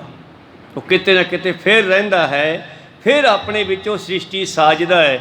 ਕਿੰਨਾ ਕਿੰਨਾ ਲੰਬਾ ਸਮਾਂ ਧਰਤੀ ਉੱਦਾਂ ਹੀ ਪਈ ਰਹਿੰਦੀ ਹੈ, ਫਿਰ ਉਹਦੇ ਅੰਦਰ ਕਦੇ ਫੁਰਨਾ ਬਣਦਾ ਹੈ ਬਈ ਯਾਰ ਮੇਰੇ ਵਰਗੇ ਹੋਰ ਵੀ ਹੋਣ। ਬਾਬਾ ਨਾਨਕ ਜੀ ਦੇ ਕਹਿਣ ਮੁਤਾਬਕ ਕਹਿੰਦਾ ਹੋ ਜਾ। ਜਦੋਂ ਹੋ ਜਾ ਕਹਿੰਦਾ ਹੈ ਤੇ ਸ੍ਰਿਸ਼ਟੀ ਬਣਨੀ ਸ਼ੁਰੂ ਹੋ ਜਾਂਦੀ ਹੈ। ਜਿਸ ਮੈਂ ਉਤਪਤ ਸਥਿਤ ਨਾ ਪਰਲੇ, ਨਾ ਉਹ ਉਤਪਤੀ ਹੈ ਨਾ ਸਥਿਤੀ ਹੈ ਨਾ ਪਰਲੇ ਹੈ, ਉਸੇ ਨੂੰ ਹੀ ਪਰਲੇ ਦਾ ਗਿਆਨ ਹੈ। ਮੁਕਤ ਕਾਲ ਅਦਵੈਤ ਖੰਡਿਕ ਐਸੋ ਰੂਪ ਤਾਹਿ ਪਹਿਚਾਨ। ਉਹ ਕਾਲ ਤੋਂ ਮੁਕਤ ਹੈ, ਉਹ ਅਦਵੈਤ ਹੈ, ਉਹਦੇ ਵਿੱਚ ਦਵੈਤ ਨਹੀਂ, ਉਹਦੇ ਵਾਸਤੇ ਕੋਈ ਸ਼ੂਦਰ ਨਹੀਂ, ਕੋਈ ਬ੍ਰਾਹਮਣ ਨਹੀਂ। ਉਹ ਅਦਵੈਤ ਹੈ, ਉਹ ਕਾਲ ਤੋਂ ਸਮੇਂ ਤੋਂ ਬਾਹਰ ਹੈ, ਉਹ ਅਖੰਡ ਹੈ, ਉਹ ਸਦਾ ਰਹਿਣ ਵਾਲਾ ਹੈ। ਖੰਡ ਹੁੰਦਾ ਹੈ ਟੋਟੇ, ਖਤਮ ਹੋ ਜਾਣ ਵਾਲਾ। ਅਖੰਡ ਹੁੰਦਾ ਸਦਾ ਰਹਿਣ ਵਾਲਾ। ਉਹ ਅਖੰਡ ਹੈ, ਦਵੈਤ ਰਹਿਤ ਹੈ, ਉਹ ਸਭ ਨੂੰ ਪਿਆਰ ਕਰਨ ਵਾਲਾ ਹੈ। ਇਹ ਇੱਕ ਐਸੋ ਰੂਪ ਤਾਹੇ ਪਹਿਚਾਣ, ਅਸੀਂ ਉਸ ਸਰੂਪ ਨੂੰ ਜਾਣਨਾ ਹੈ, ਆਪ ਉਹ ਪਰਮੇਸ਼ਰ ਨੂੰ ਜਾਣਨਾ ਹੈ। ਜੋ ਲਗ ਵਿਦਿਆ ਗਿਆਨ ਉਪਜੇ ਕਾਲ ਅਖੰਡ ਅਵਿਦਿਆਮਾਨ। ਜਿੰਨਾ ਚਿਰ ਤੁਹਾਨੂੰ ਵਿਦਿਆ ਦਾ ਗਿਆਨ ਹੈ ਉਹਨਾਂ ਚਿਰ ਤੁਹਾਨੂੰ ਉਹ ਅਧਿਆਤਮਕ ਗਿਆਨ ਨਹੀਂ ਹੋ ਸਕਦਾ। ਜਿੰਨਾ ਚਿਰ ਸੰਸਾਰੀ ਤੌਰ 'ਤੇ ਸਿਆਣੇ ਹਾਂ ਆਪਾਂ, ਜਿੰਨਾ ਚਿਰ ਕਹਿੰਦੇ ਸਾਡੇ ਅੰਦਰ ਪਰਮੇਸ਼ਰ ਦਾ ਗਿਆਨ ਨਹੀਂ ਆਇਆ, ਉਹਨਾਂ ਚਿਰ ਸਾਡਾ ਕੋਈ ਗਿਆਨ ਨਹੀਂ ਹੈ। ਸਹਿਸ ਸਿਆਣਪਾਂ ਲੱਖ ਹੋਏ ਤਾਂ ਇੱਕ ਨੇ ਚੱਲੇ ਨਾਲ। ਭਾਵ ਜਿੰਨਾ ਚਿਰ ਉਹ ਗਿਆਨ ਨਹੀਂ ਪ੍ਰਾਪਤ ਕੀਤਾ, ਸੰਸਾਰ ਭਰ ਦੀਆਂ ਸਾਰੀਆਂ ਕਿਤਾਬਾਂ ਦੇ ਗਿਆਨ ਨੇ ਫਲ ਹੈ। ਕਹੋ ਸਤਿਨਾਮ। ਇਸ ਕਰਕੇ ਜੋ ਲਗ ਵਿਦਿਆ ਗਿਆਨਨ ਉਪਜੇ, ਜਿੰਨਾ ਚਿਰ ਤੁਸੀਂ ਵਿਦਿਆ ਦਾ ਪੜ੍ਹਾਈ ਦਾ ਗਿਆਨ ਪ੍ਰਾਪਤ ਕਰਦੇ ਹੋ, ਕਾਲ ਅਖੰਡ ਅਵਿਦਿਆਮਾਨ, ਤੁਸੀਂ ਉਸ ਅਖੰਡ ਪਰਮੇਸ਼ਰ ਦਾ ਹਜੇ ਗਿਆਨ ਪ੍ਰਾਪਤ ਨਹੀਂ ਕੀਤਾ। ਸੈਂਸ ਉਰੇ ਖੜੀ ਹੈ ਪਰ ਪਰਮੇਸ਼ਰ ਦਾ ਗਿਆਨ ਉਸ ਤੋਂ ਪਰੇ ਹੈ। ਤੇ ਇਹ ਜਿੰਨਾ ਸੈਂਸ ਦਾ ਗਿਆਨ ਹੈ ਉਸ ਬ੍ਰਹਮ ਗਿਆਨ ਦੇ ਵਿੱਚੋਂ ਨਿਕਲ ਸਕਦਾ। ਸੈਂਸ ਦਾ ਗਿਆਨ ਬ੍ਰਹਮ ਗਿਆਨ ਨਹੀਂ ਕਰਾ ਸਕਦੀ, ਬ੍ਰਹਮ ਗਿਆਨ ਸੈਂਸ ਦਾ ਗਿਆਨ ਕਰਵਾਉਂਦਾ ਹੈ। ਕਹੋ ਸਤਿਨਾਮ। ਬ੍ਰਹਮ ਗਿਆਨ ਜਿਹੜਾ ਹੈ ਸੈਂਸ ਉਸ ਦਾ ਪੁੱਤਰ ਹੈ, ਪੁੱਤਰ ਵੀ ਨਹੀਂ ਹੈ, ਉਸ ਤੋਂ ਪਿੱਛੇ ਹੈ। ਇਸ ਕਰਕੇ ਪਾਤਸ਼ਾਹ ਜੀ ਕਹਿੰਦੇ ਜਿੰਨਾ ਚਿਰ ਤੁਹਾਨੂੰ ਕੇਵਲ ਸੰਸਾਰੀ ਗਿਆਨ ਹੈ ਉਹ ਬ੍ਰਹਮ ਦਾ ਗਿਆਨ ਨਹੀਂ ਕਿਹਾ ਜਾ ਸਕਦਾ। ਉਹ ਕਾਲ ਦੇ ਵਿੱਚ ਹੈ ਸਾਰਾ ਗਿਆਨ। ਵਿਦਿਆ ਵਿਚਾਰੀ ਤਾਂ ਪਰਉਪਕਾਰੀ, ਜੇ ਪਰਉਪਕਾਰੀ ਨਹੀਂ ਬਣਿਆ ਇਹਦਾ ਮਤਲਬ ਹਜੇ ਤੈਨੂੰ ਬ੍ਰਹਮ ਗਿਆਨ ਮਿਲਿਆ ਨਹੀਂ। ਸੰਚਿਤ ਪ੍ਰਾਰਬਧ ਕਿਰਮਣ ਜਿਤਿਦਾ ਕਰਮ ਜਾਵਤ ਨ ਗਿਆਨ। ਜਦੋਂ ਤੱਕ ਗਿਆਨ ਨਹੀਂ ਤਦੋਂ ਤੱਕ ਸੰਚਿਤ ਪ੍ਰਾਰਬਧ ਕਿਰਿਆਮਾਨ ਤਿੰਨੇ ਕਰਮ ਸਾਡੇ ਅੰਦਰ ਚੱਲਦੇ ਰਹਿਣਗੇ। ਸੰਚਿਤ ਕਰਮ ਜਿਹੜੇ ਪਿਛਲੇ ਜਨਮਾਂ 'ਚ ਕੀਤੇ ਆ ਉਹਨਾਂ ਨੂੰ ਵੀ ਭੋਗਦੇ ਰਹਾਂਗੇ, ਔਰ ਜਿਹੜੀ ਪ੍ਰਾਰਬਧ ਵਿੱਚ ਹੈ ਉਹ ਵੀ ਸਾਨੂੰ ਮਿਲਦਾ ਰਹੇਗਾ। ਇਸੇ ਤਰ੍ਹਾਂ ਅਸੀਂ ਹੋਰ ਵੀ ਨਵੇਂ ਕਰਮ ਇਕੱਠੇ ਕਰਦੇ ਰਹਾਂਗੇ ਜਿੰਨਾ ਚਿਰ ਸਾਨੂੰ ਉਹ ਗਿਆਨ ਨਹੀਂ ਹੋਇਆ। ਭੂਤ ਭਵਿਖਿਅਤ ਵਰਤਮਾਨ ਕੋ ਇਹ ਪ੍ਰਤਿਬੰਧ ਲੈ ਪਹਿਚਾਨ। ਔਰ ਇਹ ਪ੍ਰਤੀਬੰਧ ਭੂਤ ਭਵਿੱਖ ਤੇ ਵਰਤਮਾਨ ਇਹਨਾਂ ਤਿੰਨਾਂ ਕਾਲਾਂ ਨੂੰ ਪਛਾਨਣਾ ਕਰੋ। ਤ੍ਰੈਗੁਣੀ ਮਾਇਆ ਦੇ ਚਿਤਨ ਮੈਂ ਜੀਵ ਸੁਭਾਵ ਗਿਆਨ ਬਿਨ ਜਾਨ। ਇਹ ਤ੍ਰਿਗੁਣੀ ਮਾਇਆ ਜਿਹੜੀ ਹੈ ਚੇਤਨ ਨੇ ਆਪਣੇ ਵਿੱਚ ਰੱਖੀ ਹੋਈ ਹੈ। ਗਿਆਨ ਤੋਂ ਬਿਨਾਂ ਹੀ ਜੀਵ ਦਾ ਸੁਭਾਅ ਜਿਹੜਾ ਹੈ ऐसा होया है। सत रज तम गुण तीनों तब लो ज्ञान ना पिउ महान। ਇਹ ਜਿੰਨਾ ਚਿਰ ਰਜੋ ਤਮੋ ਸਤੋ ਇਹਨਾਂ ਦੇ ਵਿੱਚ ਵਿਚਰਦਾ ਹੈ। ਰਜੋ ਰਾਜਨੀਤੀ ਰਜੋ ਗੁਣ ਹੈ, ਬਹੁਤ ਸਾਰਾ ਇਕੱਠਾ ਕਰਨਾ ਹੈ, ਪਰ ਉਹ 'ਚੋਂ 10% ਲੋਕਾਂ ਨੂੰ ਵੰਡ ਦੇਣਾ ਤਾਂ ਕਿ ਕਹਿਣ ਬਈ ਬੱਲੇ ਬੱਲੇ ਮਲਕ ਭਾਗੋ ਕਿੱਡਾ ਵਧੀਆ ਰਾਜਾ ਹੈ। ਜਾਂ ਅੱਜ ਕੱਲ੍ਹ ਦੇ ਰਾਜੇ ਜਨਤਾ ਦਾ ਸਾਰਾ ਪੈਸਾ ਇਕੱਠਾ ਕਰ ਲਿਆ, ਥੋੜ੍ਹਾ ਬਹੁਤਾ ਭੇਜ ਕੇ ਜਨਤਾ ਦੇ ਮੂੰਹ 'ਚੋਂ ਕਹਾਉਣਾ ਵੀ ਰਾਜਾ ਚੰਗਾ ਹੈ। ਕਹੋ ਸਤਨਾਮ। ਇਹਨੂੰ ਰਜੋ ਗੁਣ ਕਹਿੰਦੇ ਆ। ਤਮੋ ਗੁਣ ਉਹ ਰਾਜੇ ਜਿਹੜੇ ਸਭ ਕੁਝ ਆਪਦੇ ਘਰੇ ਇਕੱਠਾ ਕਰਨਾ ਚਾਹੁੰਦੇ ਆ, ਉਹ ਲੋਕ ਵੀ ਮਿਲੀ ਤਾਂ ਜਾਵੇ ਪਰ ਦਈਏ ਕਿਸੇ ਨੂੰ ਕਹਾਣੀ ਕੌਡੀ ਨਾ। ਸਤੋਗੁਣ ਆਲਸੀ, ਆਲਸ ਵੀ ਚੰਗੀ ਨਹੀਂ ਹੈ। ਇਸੇ ਕਰਕੇ ਬਾਬੇ ਨੇ 3 ਬਚਨ ਦੱਸੇ, ਕਿਰਤ ਕਰੋ, ਨਾਮ ਜਪੋ ਤੇ ਵੰਡ ਛਕੋ। ਇਹਨਾਂ 3 ਗੁਣਾਂ ਨੂੰ ਖਤਮ ਕਰਦੀ ਹੈ ਚੀਜ਼, ਆਲਸ ਨੂੰ ਵੀ ਰਜੋ ਤਮੋ ਨੂੰ ਵੀ। ਕਿਰਤ ਕਰੋ, ਨਾਮ ਜਪੋ, ਵੰਡ ਛਕੋ। ਜਿੰਨਾ ਚਿਰ ਤੁਸੀਂ ਇਹਨਾਂ 3 ਗੁਣਾਂ 'ਚੋਂ ਉਹਨਾਂ ਚਿਰ ਤੁਹਾਨੂੰ ਗਿਆਨ ਨਹੀਂ ਹੋ ਸਕਦਾ।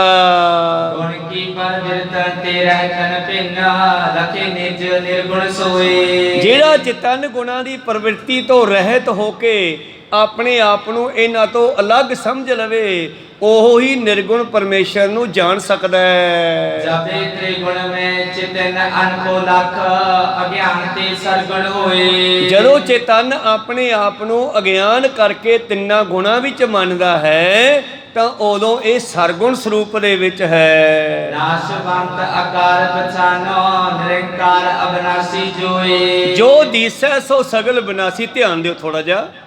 ਨਾਸ਼ਵੰਤ ਆਕਾਰ ਪਛਾਨੋ, ਜੋ ਆਕਾਰ ਦਿਖਾਈ ਦੇ ਰਹੇ ਆ ਇਹ ਖਤਮ ਹੋਣ ਵਾਲੇ ਆ, ਇਹ ਸਰੀਰ ਕਦੇ ਰਹਿਣ ਵਾਲੇ ਨਹੀਂ। ਇਸੇ ਕਰਕੇ 10ਵੇਂ ਪਾਤਸ਼ਾਹ ਜੀ ਨੇ ਕਹਿ ਦਿੱਤਾ ਬਈ ਮੈਨੂੰ ਰੱਬ ਨਾ ਕਹਿ ਦਿਓ, ਤੁਸੀਂ ਮੇਰੇ ਸਰੀਰ ਦੀਆਂ ਫੋਟੋਆਂ ਬਣਾ ਕੇ ਰੱਖ ਲੈਣੀਆਂ, ਮੈਂ ਪਰਮਾਤਮਾ ਨਹੀਂ ਹਾਂ। ਕਿਉਂਕਿ ਜਿਹੜਾ ਵਿੱਚ ਬੋਲਣ ਵਾਲਾ ਉਹ ਦਿਸਦਾ ਨਹੀਂਗਾ, ਉਹ ਰੰਗ ਰੂਪ ਤੋਂ ਰਹਿਤ ਹੈ, ਤੇ ਜੋ ਦਿਖਾਈ ਦੇ ਰਿਹਾ ਉਹ ਆਕਾਰ ਹੈ। ਤੇ ਸਤਿਗੁਰ ਨੇ ਸਾਨੂੰ ਨਿਰਾ ਆਕਾਰ ਨਾਲ ਜੋੜਿਆ, ਜਿਹਦਾ ਆਕਾਰ ਨਹੀਂ ਹੈ। ਹੈ ਤਾਂ ਉਹੀ ਗੁਰੂ ਗੋਬਿੰਦ ਸਿੰਘ ਜੀ, ਪਰ ਅਸੀਂ ਤਾਂ ਕੇਵਲ ਫੋਟੋ ਨਾਲ ਜੁੜ ਜਾਣਾ ਸੀਗਾ। ਇਸੇ ਕਰਕੇ ਕਹਿੰਦੇ ਮੈਂ ਹੋ ਪਰਮ ਪੁਰਖ ਕਾ ਦਾਸਾ, ਦੇਖਣ ਆਇਓ ਜਗਤ ਤਮਾਸਾ, ਜੋ ਮੁਝ ਕੋ ਪਰਮੇਸ਼ਰ ਉਚਰਿਆ ਤੇ ਨਰ ਨਰ ਕੁੰਡ ਮੈਂ ਪਰ ਹੈ। ਤਾਂ ਪਿਛਲੇ ਸਮਿਆਂ 'ਚ ਕੀ ਹੋਇਆ, ਗੁਰੂਆਂ ਦੇ ਆਉਣ ਤੋਂ ਪਹਿਲਾਂ ਜਿੰਨੇ ਵੀ ਲੋਕ ਆਏ ਉਹਨਾਂ ਵਿੱਚ ਥੋੜ੍ਹੇ ਬਹੁਤੇ ਚੰਗੇ ਮਾੜੇ ਗੁਣ ਪੈਦਾ ਹੋਏ, ਦੇਵੀ ਦੇਵਤੇ ਦੈਂਤ ਪੈਦਾ ਹੋਏ, ਤਾਂ ਉਹਨਾਂ ਨੂੰ ਲੋਕਾਂ ਨੇ ਰੱਬ ਮੰਨਣਾ ਸ਼ੁਰੂ ਕਰਤਾ। ਜਿਨ੍ਹਾਂ ਵਿੱਚ ਕੋਈ ਚੰਗੇ ਗੁਣ ਸੀ ਉਹਨਾਂ ਨੂੰ ਰੱਬ ਮੰਨ ਲਿਆ। ਰੱਬ ਮੰਨਣ ਤੋਂ ਬਾਅਦ ਉਹਨਾਂ ਦੇ ਗੁਣਾਂ ਨੂੰ ਛੱਡ ਕੇ ਉਹਨਾਂ ਦੀਆਂ ਸਰੀਰ ਦੀਆਂ ਮੂਰਤੀਆਂ ਬਣਾ ਲਈਆਂ, ਤਾਂ ਸਾਡੇ ਭਾਰਤ ਵਿੱਚ 33 ਕਰੋੜ ਦੇਵੀ ਦੇਵਤਾ ਤਿਆਰ ਹੋ ਗਿਆ। ਕੋ ਸਤਨਾਮ। ਹੁਣ ਜੀ ਉਹ ਕਹਿ ਜਾਂਦੇ ਵੀ ਸਾਨੂੰ ਰੱਬ ਨਾ ਕਹਿਓ, ਤੇ ਸ਼ਾਇਦ ਹਿੰਦੁਸਤਾਨ ਦੇ ਲੋਕ ਉਹਨਾਂ ਦੀਆਂ ਮੂਰਤੀ ਪੂਜਾ ਨਾ ਕਰਦੇ, ਪਰ ਉਹਨਾਂ ਨੇ ਇਹ ਗੱਲ ਦਾ ਖਿਆਲ ਨਹੀਂ ਕੀਤਾ ਤੇ ਲੋਕ ਉਹਨਾਂ ਦੀਆਂ ਮੂਰਤੀਆਂ ਬਣਾ ਕੇ, ਪੱਥਰ ਦੀਆਂ ਮੂਰਤੀਆਂ ਬਣਾ ਕੇ ਆਪਣੀਆਂ ਦੁਕਾਨਦਾਰੀਆਂ ਚਲਾ ਲਈਆਂ। ਜਨਤਾ ਉਹ ਪੱਥਰ ਦੀਆਂ ਮੂਰਤੀਆਂ ਤੇ ਪੈਸੇ ਮੱਥਾ ਟੇਕੀ ਜਾਂਦੀ ਆ, ਤੇ ਉਹਨਾਂ ਦੀ ਸੇਵਾ ਪੂਜਾ ਅਰਚਨਾ ਕਰਨ ਵਾਲੇ ਛਕੀ ਛਕਾਈ ਜਾਂਦੇ ਆ। ਬਸ ਉਹਨਾਂ ਦਾ ਕੰਮ ਚੱਲ ਗਿਆ। ਕੋ ਸਤਨਾਮ। ਅਸਲੀ ਰੱਬ ਤਾਂ ਜਿਉਂਦੇ ਜਾਗਦੇ ਮਨੁੱਖ ਦੇ ਅੰਦਰ ਹੈ, ਆਤਮਾ ਦੇ ਅੰਦਰ ਹੈ। ਭੁੱਖੇ ਨੂੰ ਪ੍ਰਸ਼ਾਦਾ ਛਕਾਉਣਾ, ਰੱਬ ਨੂੰ ਭੇਟਾ ਦੇਣਾ ਹੈ। ਕਹੋ ਸਤਨਾਮ। ਲੋੜਵੰਦ ਦੀ ਮਦਦ ਕਰਨੀ, ਸ੍ਰਿਸ਼ਟੀ ਦੇ ਸੇਵਾ ਕਰਨੀ, ਕਿਰਤ ਕਰੋ, ਨਾਮ ਜਪੋ, ਵੰਡ ਛਕੋ। ਮੇਰਾ ਖਿਆਲ ਹੈ 3 ਗੱਲਾਂ ਬਹੁਤ ਵੱਡੀਆਂ ਬਾਬੇ ਨਾਨਕ ਨੇ ਕਹਿ ਦਿੱਤੀਆਂ ਹੈ। ਕਹੋ ਸਤਨਾਮ। ਤਾਂ ਮੇਰੇ ਪ੍ਰੀਤਮ ਜੀ ਕਹਿ ਰਹੇ ਸੀ ਕਿ ਜਦੋਂ ਮਨੁੱਖ ਦੇ ਅੰਦਰ ਇਹ 3 ਗੁਣਾਂ ਦਾ ਖਿਆਲ ਨਿਕਲ ਕੇ ਚੌਥੇ ਗੁਣ ਆਪਣੇ ਆਪੇ ਦੇ ਵਿੱਚ ਚਲਿਆ ਜਾਵੇਗਾ, ਤਾਂ ਪਾਤਸ਼ਾਹ ਕਹਿੰਦੇ ਜਵੇ 3 ਗੁਣ ਮੈਂ ਚਿੰਤਨ ਆਪਨ ਭੋ, ਲਖ ਅਗਿਆਨ ਤੇ ਸਰਗੁਣ ਸੋਏ। ਜਦੋਂ 3 ਗੁਣਾਂ ਵਿੱਚ ਹੁੰਦਾ ਹੈ, ਇਹ ਸਰਗੁਣ ਸਰੀਰਾਂ ਵਿੱਚ ਹੁੰਦਾ ਹੈ, ਪਰ ਇਹ ਸਰੀਰ ਜਿਹੜੇ ਹਨ ਨਾਸ਼ਵੰਤ ਹਨ। ਨਾਸ਼ਵੰਤੀ ਆਕਾਰ ਪਛਾਨੋ, ਨਿਰਾਕਾਰ ਅਵਨਾਸ਼ੀ ਜੋਏ। ਪਰਮੇਸ਼ਰ ਹੈ ਜਿਹੜਾ, ਉਹਦਾ ਕੋਈ ਆਕਾਰ ਨਹੀਂ ਹੈ। ਕਵ ਸੰਤੋਖ ਸਿੰਘ ਕੈ ਸਤਿਗੁਰ ਜੀ, ਸਾਰ ਗ੍ਰਹਿਣ ਬਿਨ ਸਾਰ ਸਖੋਏ। ਇਸ ਕਰਕੇ ਕਵੀ ਸੰਤੋਖ ਸਿੰਘ ਜੀ ਦੱਸਦੇ ਹਨ ਕਿ ਸਤਿਗੁਰ ਜੀ ਕਹਿ ਰਹੇ ਹਨ ਕਿ ਆਤਮਾ ਨੂੰ ਗ੍ਰਹਿਣ ਕਰੋ, ਤਤ ਨੂੰ ਜਾਣਨਾ ਕਰੋ। ਜਿਹੜਾ ਆਪਣੇ ਆਪੇ ਨੂੰ ਨਹੀਂ ਜਾਣਦਾ ਉਹ ਆਤਮਕ ਤਤ ਨੂੰ ਗਵਾ ਲੈਂਦਾ ਹੈ। ਚੌਪਈ ਤਨ ਇੰਦਰੀ ਮਨ ਪ੍ਰਾਣ ਅਨਾਤਮਾ, ਲਖੋ ਆਕਾਰ ਅਗਿਆਨ ਸਹਿਤ ਕਾਮ। ਤਾਂ ਪਾਤਸ਼ਾਹ ਜੀ ਕਹਿੰਦੇ ਤਨ ਇਹ ਇੰਦਰੀਆਂ, ਇਹ ਮਨ, ਇਹ ਪ੍ਰਾਣ, ਇਹ ਆਤਮਾ ਨਹੀਂ ਹਨ, ਇਹ ਸਾਰੇ ਅਨਾਤਮਾ ਹਨ। ਤੂੰ ਇਹਨਾਂ ਨੂੰ ਆਪਣਾ ਆਪਾ ਜਾਣਦਾ ਹੈ। ਕਿਸੇ ਦਾ ਨਾਮ ਲੈ ਲਈਏ, ਫਲਾਨਾ ਬਚਨ ਸਿੰਘ। ਹੁਣ ਬਚਨ ਸਿੰਘ ਸਰੀਰ ਦੇ ਵਿੱਚ ਕਿਹੜੇ ਅੰਗ ਦਾ ਨਾਮ ਹੈ? ਕੋਈ ਸਤਨਾਮ। ਜਿੰਨਾ ਚਿਰ ਸਾਨੂੰ ਇਹ ਸਮਝ ਨਹੀਂ ਆਉਂਦੀ ਬਈ ਅਸੀਂ ਕੌਣ ਹਾਂ, ਉਹਨਾਂ ਚਿਰ ਅਸੀਂ ਅਗਿਆਨਤਾ ਵਿੱਚ ਭਟਕ ਰਹੇ ਹਾਂ। ਤਨ, ਇੰਦਰੇ, ਮਨ, ਪ੍ਰਾਣ ਇਹ ਆਤਮਾ ਨਹੀਂ ਹੈ, ਇਹਨਾਂ ਤੋਂ ਪਰੇ ਆ ਆਤਮਾ। ਨਿਰੰਕਾਰ ਸਾਖੀ ਬ੍ਰਹਮਾਤਮਾ, ਆਪਨ ਮੋ ਜਾਣੇ ਸੋ ਅਨਾਤਮ। ਪਾਤਸ਼ਾਹ ਜੀ ਕਹਿੰਦੇ ਸਾਰਾ ਆਕਾਰ ਵਾਲਾ ਅਗਿਆਨ ਹਨੇਰੇ ਸਮੇਤ ਹੈ, ਕੇਵਲ ਸਾਖੀ ਆਤਮਾ ਨਿਰਾਕਾਰ ਬ੍ਰਹਮ ਹੈ। ਸਾਖੀ ਖੁਦ ਨੂੰ ਜਾਣਨਾ ਕਰੋ, ਇਹ ਨਿਰਾਕਾਰ ਬ੍ਰਹਮ ਹੈ। ਭਾਵ ਬ੍ਰਹਮ ਆਤਮਾ ਨਿਰਾਕਾਰ ਤੇ ਸਾਖੀ ਸਰੂਪ ਹੈ। ਭਾਵ ਤੂੰ ਜੋ ਬੋਲਣ ਵਾਲਾ ਹੈ, ਜੋ ਸਰੀਰ ਦੇ ਅੰਗੂਠੇ ਤੋਂ ਲੈ ਕੇ ਜੂੜੇ ਤੱਕ ਸਰੀਰ ਦੀ ਐਕਟੀਵਿਟੀ ਨੂੰ ਜਾਣਨ ਵਾਲਾ ਹੈ, ਇਹਦੇ ਵਿੱਚ ਕੌਣ ਦੁਖਦਾ, ਕੀ ਦੁਖਦਾ ਹੈ, ਇਹ ਜਿਹੜਾ ਸਮਝਣ ਵਾਲਾ ਉਹ ਤੂੰ ਹੈ। ਤੂੰ ਨਾ ਹੱਥ ਹੈ, ਨਾ ਪੈਰ ਹੈ, ਨਾ ਤੂੰ ਇੰਦਰੀ ਹੈ, ਨਾ ਤੂੰ ਸਿਰ ਹੈ, ਨਾ ਕੰਨ ਹੈ। ਇਹਨਾਂ ਦੇ ਵਿੱਚੋਂ ਤੂੰ ਕੁਛ ਵੀ ਨਹੀਂ। ਹਾਂ, ਤੂੰ ਇਹ ਸਭ ਨੂੰ ਜਾਣਨ ਵਾਲਾ ਜ਼ਰੂਰ ਹੈ। ਕਦੇ ਕਹਿਣਾ ਪੈਰ ਦੁਖਦਾ, ਕਦੇ ਕਹਿਣਾ ਹੱਥ ਦੁਖਦਾ ਮੇਰਾ। ਜਿੱਥੇ ਮੇਰਾ ਸ਼ਬਦ ਲੱਗੇ ਆ ਤਾਂ ਮਤਲਬ ਤੂੰ ਹੋਰ ਹੈ ਤੇ ਤੇਰਾ ਵਸਤੂ ਹੋਰ ਹੈ। ਜਿਵੇਂ ਤੁਸੀਂ ਕਹੋ ਕਿ ਮੇਰਾ ਸਾਈਕਲ ਥੱਲੇ ਖੜਾ ਹੈ, ਕੋਈ ਸਤਨਾਮ, ਪਰ ਤੁਸੀਂ ਸਾਈਕਲ ਥੋੜ੍ਹਾ ਹੀ ਆ। ਸਾਈਕਲ ਤੇ ਸਕੂਟਰ ਤੇ ਕਿਲੇ 'ਚ ਪਹੁੰਚ ਗਏ, ਪਰ ਤੁਸੀਂ ਸਕੂਟਰ ਮੋਟਰਸਾਈਕਲ ਨਹੀਂ, ਉਹ ਤਾਂ ਪਿੱਛੇ ਹੀ ਰਹਿ ਗਏ। ਇਸੇ ਤਰ੍ਹਾਂ ਹੀ ਪਰਮੇਸ਼ਰ ਵੱਲ ਜਾਣ ਵਾਸਤੇ ਇਹ ਸਰੀਰ ਤੁਸੀਂ ਨਹੀਂ ਹੋ। ਸਰੀਰ ਨੂੰ ਛੱਡਣ ਦਾ ਢੰਗ ਸਿੱਖੋ। ਗੁਰੂ ਦੇ ਕੋਲੋਂ ਇਹ ਗਿਆਨ ਪ੍ਰਾਪਤ ਹੁੰਦਾ ਹੈ। ਜਿੱਦੇ ਤੁਸੀਂ ਉਸ ਨਿਰਾਕਾਰ ਨੂੰ ਜਾਣ ਲਿਆ, ਆਪਣ ਪਉ ਜਾਣੇ ਜੋ ਅਨਾਤਮ, ਇਸ ਨੂੰ ਜਾਣਨਾ ਚਾਹੀਦਾ। ਪਰ ਅਸੀਂ ਤਾਂ ਸਰੀਰ ਨੂੰ ਜਾਣਦੇ ਹਾਂ ਕਿ ਮੈਂ ਆਹ ਹਾਂ। ਸੋਰਠਾ ਚਿਤ ਬ੍ਰਹਮ ਨਿਜ ਲਖ ਨਾਹੀ, ਸੋ ਆਕਾਰ ਨਿਰੰਕਾਰ ਨਹਿ। ਤੂੰ ਆਪਣੇ ਆਪ ਨੂੰ ਚੇਤਨ ਬ੍ਰਹਮਾ ਨਹੀਂ ਸਮਝਿਆ, ਉਹ ਤਾਂ ਨਿਰਾ ਆਕਾਰ ਹੈ। ਤੂੰ ਚੇਤਨਾ ਹੈ ਜਿਸ ਦਾ ਕੋਈ ਆਕਾਰ ਨਹੀਂ ਹੈ। ਸੂਖਮ ਮੂਰਤ ਨਾਮ ਨਿਰੰਜਨ, ਕਾਇਆ ਕਾ ਆਕਾਰ, ਬਾਹਰ ਕਾਇਆ ਦਾ ਸਰੀਰ ਹੈ, ਪਰ ਉਹ ਜਿਹੜਾ ਹੈ ਸੂਖਮ ਹੈ, ਉਸ ਦਾ ਕੋਈ ਆਕਾਰ ਨਹੀਂ ਹੈ। ਕਿਉ ਆਪਨਾ ਪਉ ਨਹਿ ਬਿਸਰ, ਪਰਿਉ ਜੋ ਆਪ ਹੀ। ਇਸ ਕਰਕੇ ਇਹ ਮਨੁੱਖ ਦੀ ਹੀ ਗਲਤੀ ਹੈ। ਜਦ ਤੂੰ ਆਪ ਹੀ ਵਿਸਰ ਗਿਆ ਹੈ, ਆਪੇ ਫਾਥੀ ਨਾਨਕਾ ਤੈਨੂੰ ਕੌਣ ਛਡਾਵੇ। ਤਾਂ ਜਦੋਂ ਬੰਦਾ ਆਪ ਹੀ ਫਸਿਆ ਹੋਇਆ ਹੈ ਤੇ ਇਸ ਫਸੀ ਹੋਈ ਨੂੰ ਕੌਣ ਛਡਾਵੇ। ਜਿਸ ਤਰ੍ਹਾਂ ਇੱਕ ਛੋਟੀ ਜੀ ਗੱਲ ਕਰਕੇ ਆਪਾਂ ਸਮਾਪਤੀ ਕਰੀਏ। ਦੋ ਬੰਦੇ ਨਦੀ ਦੇ ਕਿਨਾਰੇ ਜਾ ਰਹੇ ਨੇ ਔਰ ਜਾਂਦਿਆਂ ਜਾਂਦਿਆਂ ਦਰਿਆ ਦੇ ਵਿੱਚ ਕੋਈ ਕਾਲੇ ਰੰਗ ਦੀ ਰੁੜਦੀ ਹੋਈ ਵਸਤੂ ਦੇਖਦੇ ਆ। ਭੁਲੇਖਾ ਪਿਆ ਇੱਕ ਬੰਦੇ ਨੂੰ, ਕਹਿੰਦੇ ਯਾਰ ਕਿੱਡਾ ਸੋਹਣਾ ਕੰਬਲ ਰੁੜਿਆ ਜਾਂਦਾ, ਫੜ ਕੇ ਲਿਆਵਾਂ।